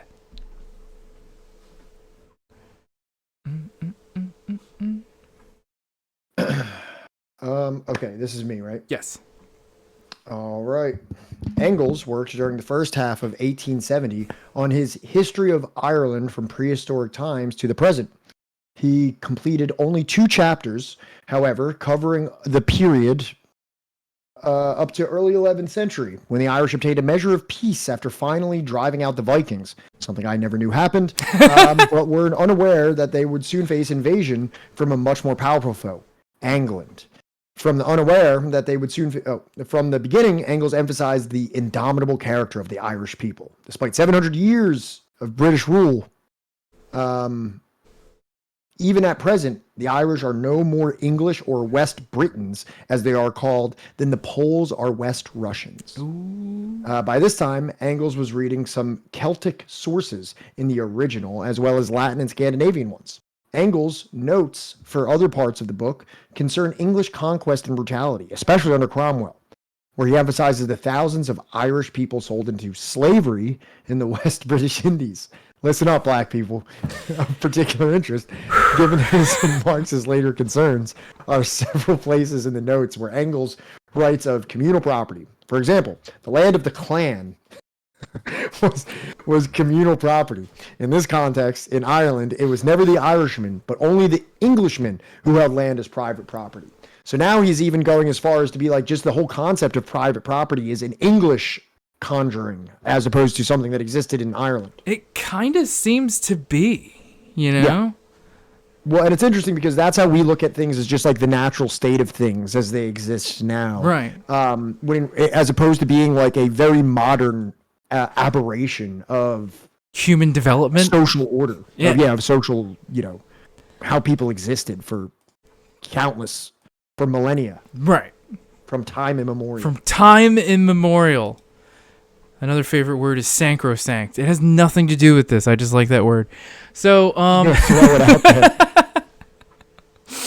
As they discussed Engels' book project in a letter of May 11th, 1870, Marx quotes from the notes on an ancient Irish law that he had made 2 decades earlier when he had recorded the following historical data. The community of goods was accompanied by Celtic laxity in the marriage tie, already known in antiquity at the same time. However, voting rights for women in the tribal assembly, the first chapter of the book on common law, deals with women. If his wife lay with another man and he beats her, he sacrifices his claim to indemnification. Sufficient grounds for divorce for a wife were the man's impotence, scabies, and bad breath. Marx adds immediately, such gallant youngsters, gallante Jungen, these Celts. This reference to more egalitarian gender relations in a pre-literate society prefigures Marx's 1879-1882 notebooks on non-Western and pre-capitalist societies to be discussed in Chapter 6. So... yeah. This is him kind of giving props to like the gender equality that existed in Ireland. Apparently you could divorce your husband for having bad breath in Ireland. Yeah. If you couldn't do anything about those tonsil stones, you're dying alone, sir. Sir? Sir, the lady has spoken. You better figure that out. Your breath smells, bro. Get out. Honestly, we all think your breath smells. Yeah. What is indemnification, Baldwin's ghost? I don't fucking know. I'm going to Google it right now. It's so funny just to laugh. Like, funny you should ask. Funny you should say that. I have no idea. I have no I idea. don't fucking know. I have no fucking idea. Okay, so indemnification is compensation for harm or loss, security against legal liability for one's own actions. So, you are free from any consequences for the things that you did, like bad breath. Like your gross ass breath. I'm done walking on this fucking thing.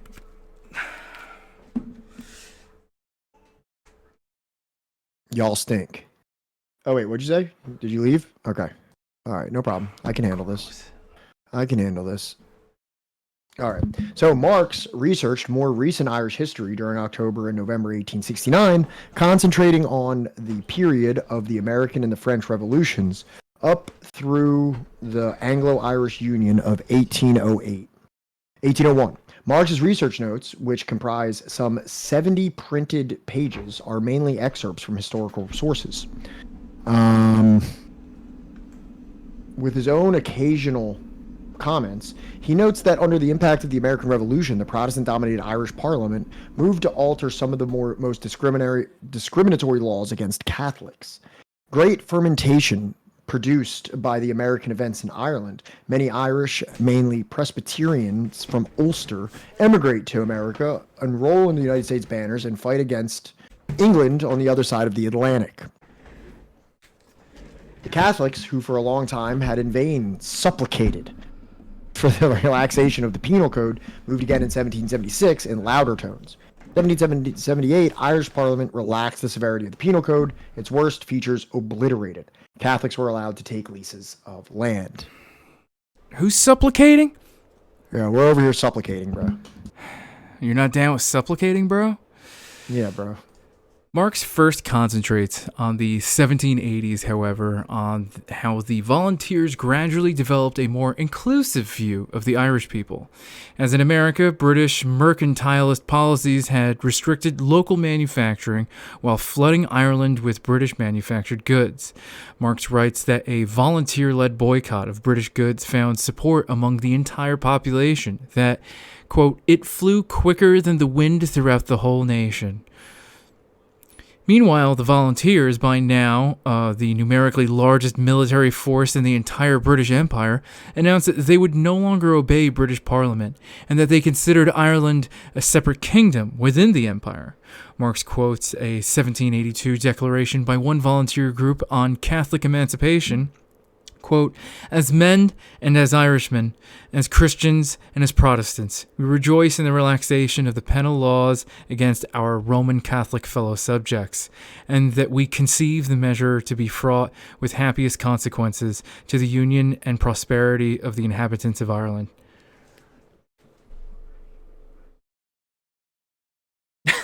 Okay. This is. I tried finding a video on these silly little volunteer guys, but I wasn't able to find one. I found a bunch of songs. There's a ton of songs about this, which is interesting. Was it by the Wolf Tones?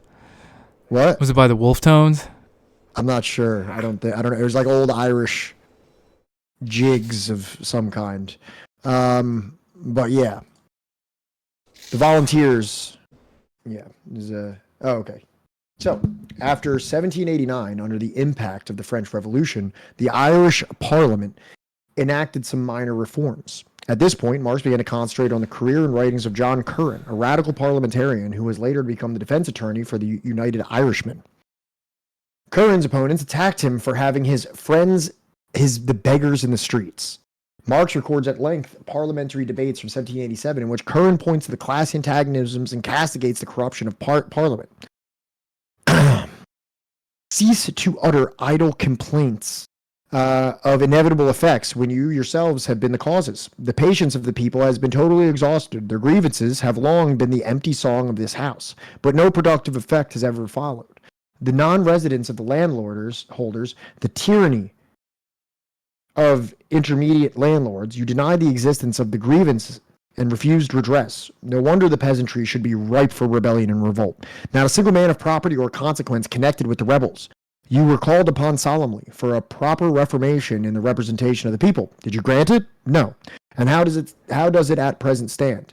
Sir, seats in the House are bought and sold. They are set up to public sale. They have become an absolute article of commerce, a traffic of the Constitution, saleable, rotten boroughs. So it seems like leaders. I like that beginning. Like they accused him of like, your friends are the beggars of the streets. Like, how could you? That, and like he's pretty much saying that like what is it? Governance is bought and sold. Yeah, like lobbyists. Yeah. This is current. Yeah, I didn't pull up anything on him. This is when I was kind of entering garbage time. No, while I was doing this, I was having a tough time towards the end. I'm sorry. No, it's okay, because like even I was having like a little bit of a struggle towards the end of this chapter, just because he was bringing up like a lot of names that weren't being brought up again. It was hard for me to like, have like a internal like sort of narrative, I guess. You know what I mean? Mm-hmm. Mm-hmm. Marx sums up the situation as the United Irishmen arose in the 1790s. We remark that Catholic emancipation and parliamentary reform were the two cries. He quotes at length from various declarations of what he terms the Irish Jacobins on religious freedom and republicanism. For example, where the mode of government is not derived from all the people clearly expressed, that nation has no constitution. Need we say that this is the case with Ireland? It possesses only an acting government. I mostly put that in there just because I liked how he referred to it as the Irish Jacobins. Yeah. Because it's like, with the, remember like everything that he had, like, he's so hyped on the French Revolution that he's kind of looking all over for where the next French Revolution will be. Yeah. And that's kind of like when he would like criticize India or criticize Russia. It's like they kind of like weren't at that level of like proletarianization, proletizing. I forget how to even say the word. Proletarianization. Yeah, but here he is calling the Irish the Irish Jacobins, which I liked. Or is it proletarianism? I don't fucking know. I also thought Seb's comment of Johnny is finally liberating himself from the chains of the walking machine. That was a good one. The chains. The chains. You have nothing left to lose. But your walking machine, your steps. Yeah. Marx holds that British Prime Minister William Pitt, that guy that, we watched that video on earlier, Chad? In the very beginning. Yes. In the very beginning, yeah. William Pitt comes back around. William Pitt's back again. Deliberately provoked the 1798 insurrection by his blatantly oppressive actions, such as quartering troops in peasant homes. Free quarters rendered officers and soldiers despotic masters of the peasantry, their homes, food, property, and occasionally their families. What the fuck? After the insurrection was suppressed, the British began to move toward union. In suppressing the insurrection, the British played off Protestants against Catholics. The Union of 1801 was carried during the reign of martial law, Marx notes, with an Irish Parliament of 1800 elected in 1797 for 8 years. Marx suggests that Pitt betrayed the upper-class Catholics who had supported him once the Union was voted, but he did so in an underhanded manner. Pitt in 1801 handed in his resignation on pretext that the king had kept not his word to Catholics. This was mere show. He wanted not to be minister during truce with Bonaparte. Re-entered afterwards the ministry without stipulating any favor for Catholics. What does that mean? Yeah, I was just reading that, being like, okay, all right. In English, please. So I think that what he's trying to say is Pitt did not want... He wanted there to be like an Irish parliament or something, but he also like didn't want to be part of that parliament so long as, he had to negotiate with Bonaparte, with Napoleon people. I don't fucking know. I don't know. We're entering garbage time now. I'm sorry. Where are we at right now? Oh, look at that. There you go. There's a convenient little video. Thank God. All right, let's get to Thank God for 3-minute history. Yeah, let's get to this dude's awesomely hand-drawn fucking videos. Since Norman times, the English have maintained a presence in Ireland, but by the 17th century, after Cromwell's invasion and the Williamite War, most independent regions had been subdued. Then, under British control, Protestants in the Anglican Church of Ireland took over all aspects of society and most of the land, and this was known as the Protestant ascendancy.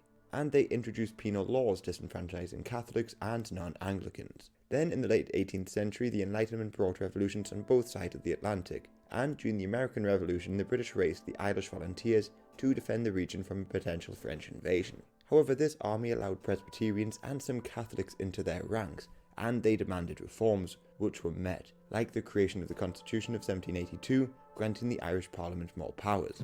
Meanwhile, around the same time, the Whig Party was founded in Ireland, and attracted support from reformers and radicals. Then Henry Grattan took over the Irish Patriot Party, and the British were willing to make even more concessions to them after the French Revolution. For instance, in 1793, some property-owning Catholics could vote, and Protestant liberals, particularly in Belfast, spread even more radical ideas through the Belfast newsletter.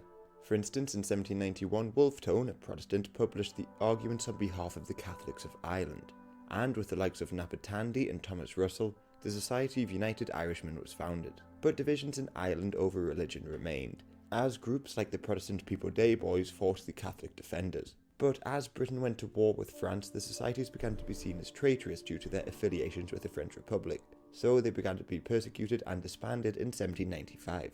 They reformed the next year, and with many leaders now in exile, they hoped France would lead an invasion force of Ireland. France sent 14,000 men in 1786 under Hoche to Ireland. However, poor weather forced them back, and another expedition from the Batavian Republic, the French puppet state in the Low Countries, was crushed by the British fleet. But the United Irishmen grew to around 300,000 people. However, Catholics soon turned against them because their French allies invaded the Papal States in 1798, and the British had imposed martial law and began to crack down on the society. Nevertheless, the militant faction within the United Irishmen pushed for a rebellion without French aid, even though the Royal Navy could easily blockade the island. And informants within the group alerted the British to the planned date of the uprising in May 1798, and loyalists in the newly founded Orange Order provided recruits and further intelligence. So the British stationed troops in planned assembly points in Dublin and arrested most of the leaders, preventing a major uprising in Dublin, and they were crushed in other places like County Meath, Antrim and Down. And in Wicklow, the loyalists massacred suspected rebels, but the surviving rebels did launch a successful guerrilla campaign. And similar guerrilla campaigns were launched in Kildare and Wexford, but only 10% of the society joined the armed conflict, and 20,000 British troops were sent into Wexford. And there, at Vinegar Hill, they crushed the rebels in late June, forcing them to flee north into Ulster. So the main rebellion had been crushed in about a month, but 2 months later General Humbert landed with 1,000 French troops in County Mayo. He united with 5,000 rebels, defeated the British at Castlebar, and declared the formation of the Irish Republic. Although this inspired some to rise up in support, it only lasted over 10 days, as the British, with 10 times more troops, crushed the Irish again. But Wolfe Tone, who had been in France throughout, finally set sail to Ireland in October, with about 3,000 French troops, hoping to land in Donegal. The Royal Navy, however, intercepted them, and this final invasion attempt never landed, and the rebellion was largely over, with many rebels being executed by the British under Cornwallis. But some guerrillas continued to fight, like in the Wicklow Mountains under Michael Dwyer, and they only lay down their arms after the failed Emmet's Rebellion in 1803. And to further quell the misrule of the Protestant ascendancy and end further rebellions, the Acts of Union were passed in 1801, uniting Britain and Ireland, largely thanks to Cornwallis buying parliamentary votes in Ireland. This video is part of a series covering Irish rebellions in the 19th century, including the Young Islander Rebellion of 1848. I think that's it, right? I think the rest of this is just, an ad. Yeah. Thank you, 3-minute history. It is 3-minute history. All right. I guess I'll read this one. Finally, Marx traces some... What slide are we on? We are on slide 57. Okay, we're almost done here. Less than 10 slides to go. I probably should have abridged a lot more of this stuff at the end. I apologize, everyone, but here we go. Finally, Marx traces some of the results of the 1801 Union. In his views, these were all extremely reactionary for both Britain and Ireland. Marx cites the English radical William Cobbett's assessment that it would take 60,000 regular army troops to hold Ireland, but then adds Ireland, one of the pretexts for keeping a large standing army. He then quotes from George Ensor's Anti-Union Ireland as She Ought to Be, 1831. Every acquisition of a nation by a nation is injurious to the liberty of both. The accessory county is a lapsed inheritance, while the people who make the acquisition are submissive to their own rulers, lest they might continuance any disturbance in the superadded nation. They submit at home for a barren, often expensive, superiority abroad. That is the whole story of Roman history. As the world fell before the Roman aristocracy, the Roman citizens were pauperized and enslaved. Every impeachment of liberty in one country leads to its loss in another. So that's a quote from George Ensor, but it's being used by Marx. He took that quote and put it into his writings. Right. In a letter to Engels of December 10th, 1869, Marx sums up what he had concluded from his historical research. You must get hold of Curran's speeches. I meant to give it to you when you were in London. It is now circulating among the English members of the General Council, and God knows where I shall see it again. For the period of 1779 to 1800 Union, it is of decisive importance, not only because of Curran's speeches, namely in court. I regard Curran as the sole great lawyer, people's advocate, of the 18th century, and the noblest personality, while Grattan was a parliamentary rogue, but because you find all the sources about the United Irishmen.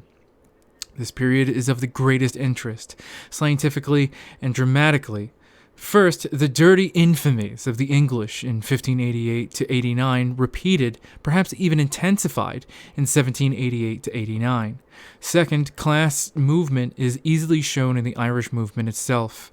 Third, the infamous policy of Pitt. Fourth, which very much irks the English gentleman, the proof that Ireland came to grief because, in fact, from a revolutionary standpoint, the Irish were too far advanced for the English king and the church mob. While, on the other hand, English reaction in England, as in Cromwell's time, had its roots in the subjugation of Ireland. This period must be described in at least one chapter, a pillory for John Bull. So basically that like Family Guy bit where it's just like, the Irish before the invention of alcohol or whatever, like flying cars. The Irish were living in the Jetsons time,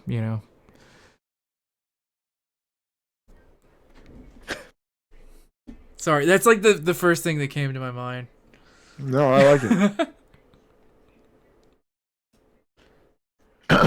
I got a small one. The last sentences refer to Engels' projected book on Ireland. He also asks Engels for source material on common property. This letter came after 2 months of intense involvement on Marx's part in public debates over Ireland, as well as his study of Irish history. He was now placing Ireland at the center of British revolutionary and labor politics. In both Cromwell's time and in the 1790s, he now held the collapse of revolutionary possibilities in Britain was preceded by British suppression of the Irish people. So this is again kind of like what you hear so much in the writings of Lenin and Stalin, which we went over with, Victor and Plants and Rick. It was a resounding concept that a nation could not properly revolutionize itself while in the process of subjugating another nation. No. And it seems like Marx is saying the same thing here, saying that the collapse of revolutionary possibility was preceded by the suppression of Irish people. The two threads stimulating Marx's recent thinking on Ireland, debates within the international and historical research, seemed now to come together as his own perspectives on Ireland underwent a radical change. Henceforth, agrarian Ireland would, in his view, be very likely to play a leading role in sparking a social revolution in Britain. He states explicitly that he has changed his position. This in December 10th, 1869 letter to Engels. For a long time, I believed it would be possible to overthrow the Irish regime by English working-class ascendancy. I always took this viewpoint in the New York Tribune.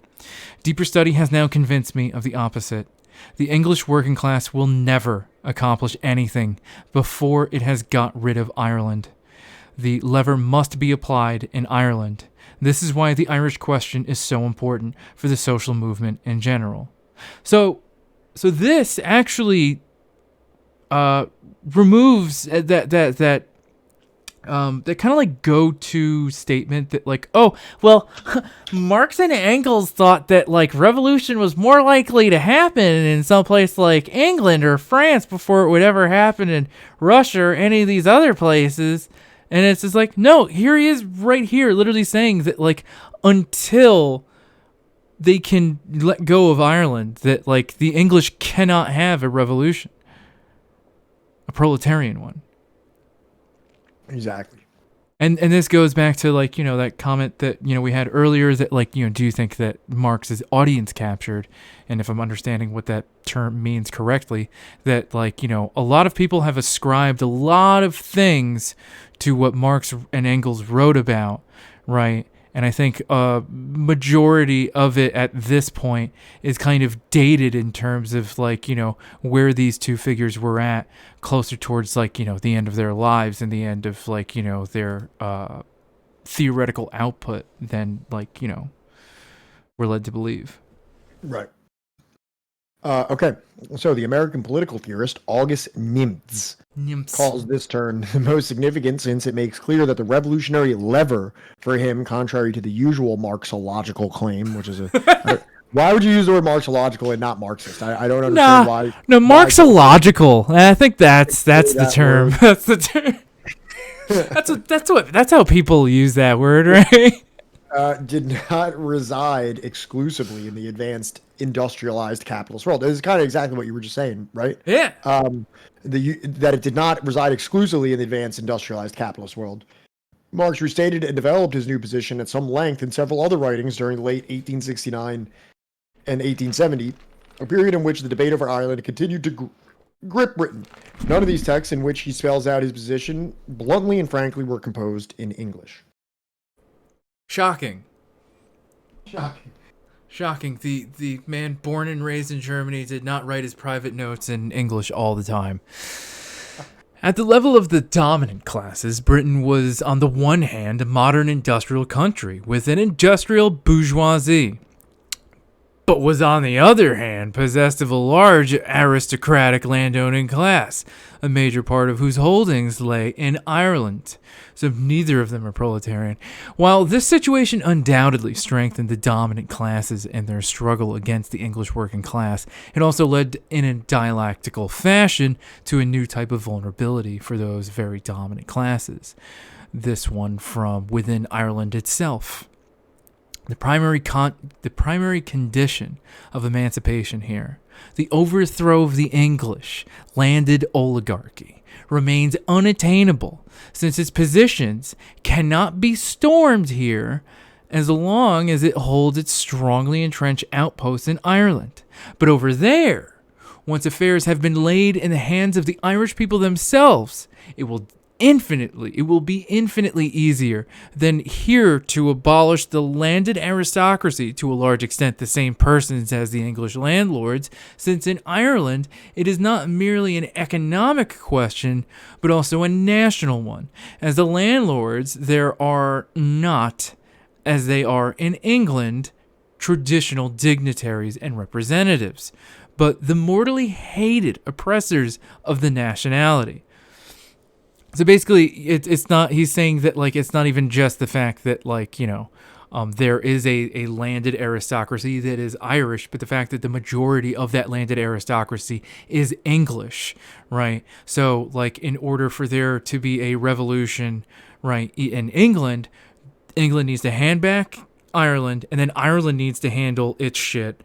Right, and handle its own like landed aristocracy, because I know that he's not dumb enough to think that like, oh, and then everything will be all better, everything's fixed, and then the English. Hey, everyone from $27, welcome to Subversive History. Oh damn! You're joining us here at the tail end of our reading of Marx at the Margins on a specific chapter regarding Irish self-determination. Your neighbors, right? Right, $27? You missed my very authentic Scottish accent. I was throwing around for a little bit. Thank you so much for the raid, $27. That's so awesome. Thank you so much. Thank you for the Welcome, raid. everyone. Oh, that's so good. Here, Johnny, while we have everybody here, let's just hook them all. Can you bring up the picture that I just sent you on Facebook? Let's just abandon this because there's only a few slides Just left. abandon this. Let's really hook everybody and get into a good conversation. All right, fine. Are we just abandoning it like outright? There's like 3 more slides. Just please, we right, might bring it back. right. Okay, Let's bring this up okay, first. fine, I fine, want everyone to see this while we have the people here. Okay, fine. Is it more gloating? No. Oh it's certainly no. not. No, why do you want to do this? It's not the video, it's just a picture. Oh, okay. All right, it's just a picture. I'm just saying okay. to talk about it. It's just, it's just a thumbnail. Fine. I will open this in a new tab. Which I have. Why do you want to do this? Why do you want to do this? Can you zoom in on that, please? Can everybody? I just wanted everybody to see what Infrared is up to. What Haas from Infrared is up to today. And I'd like to get everyone in chat's opinion on it, if you could. Just yeah, please. Everybody could just kind of give me your. Oh no! No, why, Wilco? Why? They weren't here for that. So Johnny. Yes. Can you do your best to steel man the position of Haas here? What? Like, can you give like the greatest level of charitability as to what his take would be here? I don't even know, because it's like, at least with Lenin he could point to like the what is it, the NEP or whatever. NEP?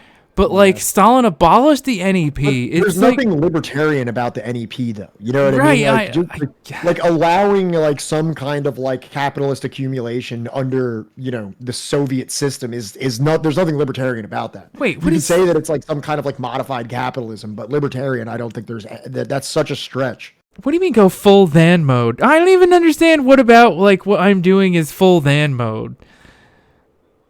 Well, you're than, so like pretty much anything you're doing is than. I don't like this. I don't like this bit. It's lasting too long. But like I don't even really honestly understand, like, first of all, how is Mao libertarian? Wouldn't it make more sense to like be like Deng was a libertarian? Like even Jiang Zemin, like, what? It doesn't make any sense. Well, a libertarian, I mean, isn't property rights like a central, like irrevocable portion of libertarianism? Okay, Nature's Militia brings up like the point of like the Great Leap Forward supported small businesses, but it's just like. But is simply supporting small business or allowing small business libertarian? Yeah, no, like aren't libertarians all about like no, all business? Like everything. Well, I think libertarians, and correct me if I'm wrong because I'm not a fucking libertarian, but libertarians seek to reduce government as much as possible. There's some more erratic ones that say all government structure should be replaced by private entities, but then there's some that are a little bit more sensible that understand that that's absolutely ridiculous because, you know, in the classic Sam Cedar debate tactic, you get a libertarian in front of you and ask if they respect property rights, and they'll say yes, and then you say, okay, well, who enforces it? If you have a deed to your house, who is going to issue a deed to your house? You can't have a private entity privately issue you a deed to the house because then some other private entity would be like, oh, well, here's your deed. Like you can't have competition in house deeds. You know what I mean? Like it doesn't make sense to enforce or issue property rights from a non-state entity. So there's some that will agree that there needs to be some very, very, very limited state structure just for the issuing and the protection of property rights. But with everything that I just explained there, I just can't wrap my brain around how Stalin or Mao would fall into that category. I don't get it either. It makes no fucking sense to me. And Haz is the guy that I'm trying to see if I can pull it up. Also, are you going to bring up the 3 holes thing? No. I was gonna bring up like Has is the guy that doesn't know how many holes a woman has. Yeah, that guy. Holy shit, he's that much shorter than Destiny? I don't know. I guess. No yeah. offense to all my short kings out there, but you know, when somebody postures themselves as such a very, very tough large man, the Nazbol hole theory. I mean, if I recall also, correctly, this is a person that was afraid to engage in sanctioned physical altercation with Dylan Burns. Which, I mean, it's funny because he tries to be this like, you know, yelling, you know, screaming, boisterous, like I'm so much tougher than you, you're a little bitch, like type of rhetoric. But then he won't even fight Dylan Burns, which is like, I don't even know how you can posture yourself as that if you're not willing to engage with Dylan Burns. And I agree with Wilco. We love our short kings, all right? And like if it really like has you feeling like, you know, that like insecure or something, just lie. Okay? If you're like 5'9" and you feel insecure about that, Wilco, do you mind sharing how tall you are? just lie, say you're 5'11", no one's going to know. No one's going to know the difference. No one's going to have a tape measure. No one's going to try and compare your height. Okay? You got to be like in a weird position to be doing this. All right. So like if you're like 5'10" and a half or like 5'11" and a half, just lie. Put on your driver's license 6 foot, put on all your medical documents 6 foot. All right. Lie. No one's gonna know ever. Like, who are the libertarian theorists? You know what I mean? Like, obviously we went back, we talked about Ricardo, but I don't even think that is like a fleshed out libertarianism. Who's like is it Mises? Or like, because obviously I know about Milton Friedman, but like it had to exist long before that, right? Like I'm trying to think of who I could even draw from their ideas. It definitely existed before that, but it's just like, who is still relevant that like, other than the most like psychotic nerds, right? Who else is actually reading these fucking people? Here, at this point, I'm utterly convinced that there is nothing here that's left of any kind of coherent political ideology. This has to just be shock value clickbait, right? This has to be just like, hey, this MAGA communism thing has gotten me a lot of attention. Yeah. I'm going to go further and just say that Stalin and Mao were actually libertarians. I'm just going to ride this like wave of obscurity. And even though I have nothing of substance to offer anyone other than like LOLs maybe, well, that's all he's got. I'm going to continue grifting this and making money off of it. Like, I don't understand. How could it be anything else? That's all he's got, is that like, oh, I'm gonna be some like weird off-brand like transphobic, you know, homophobic, fucking like, you know, weird right-winger guy, and that's how I'm gonna differentiate myself. You know, it's just kind of like, you know, if you just like hate on AOC or something, like, you know, you get, all you're gonna get is like what, people like Gremlo or something, like, you know, being like, that's not nice, don't say that about my lady, you know, like fucking. To be fair, you hate on AOC all the time. Yeah, I do, but I'm not like obsessive about it. Like otherwise, I feel like Wilco would have probably clipped it by now, and I would have been accused of being a misogynist or something. I often joke that I'm a web catcher, being tallest when I. Yeah, I'm Professor Squirrel. I'm 5'9", and I happen to know for a fact, because I've Googled it, that 5'9" is the average male height in the United States of America.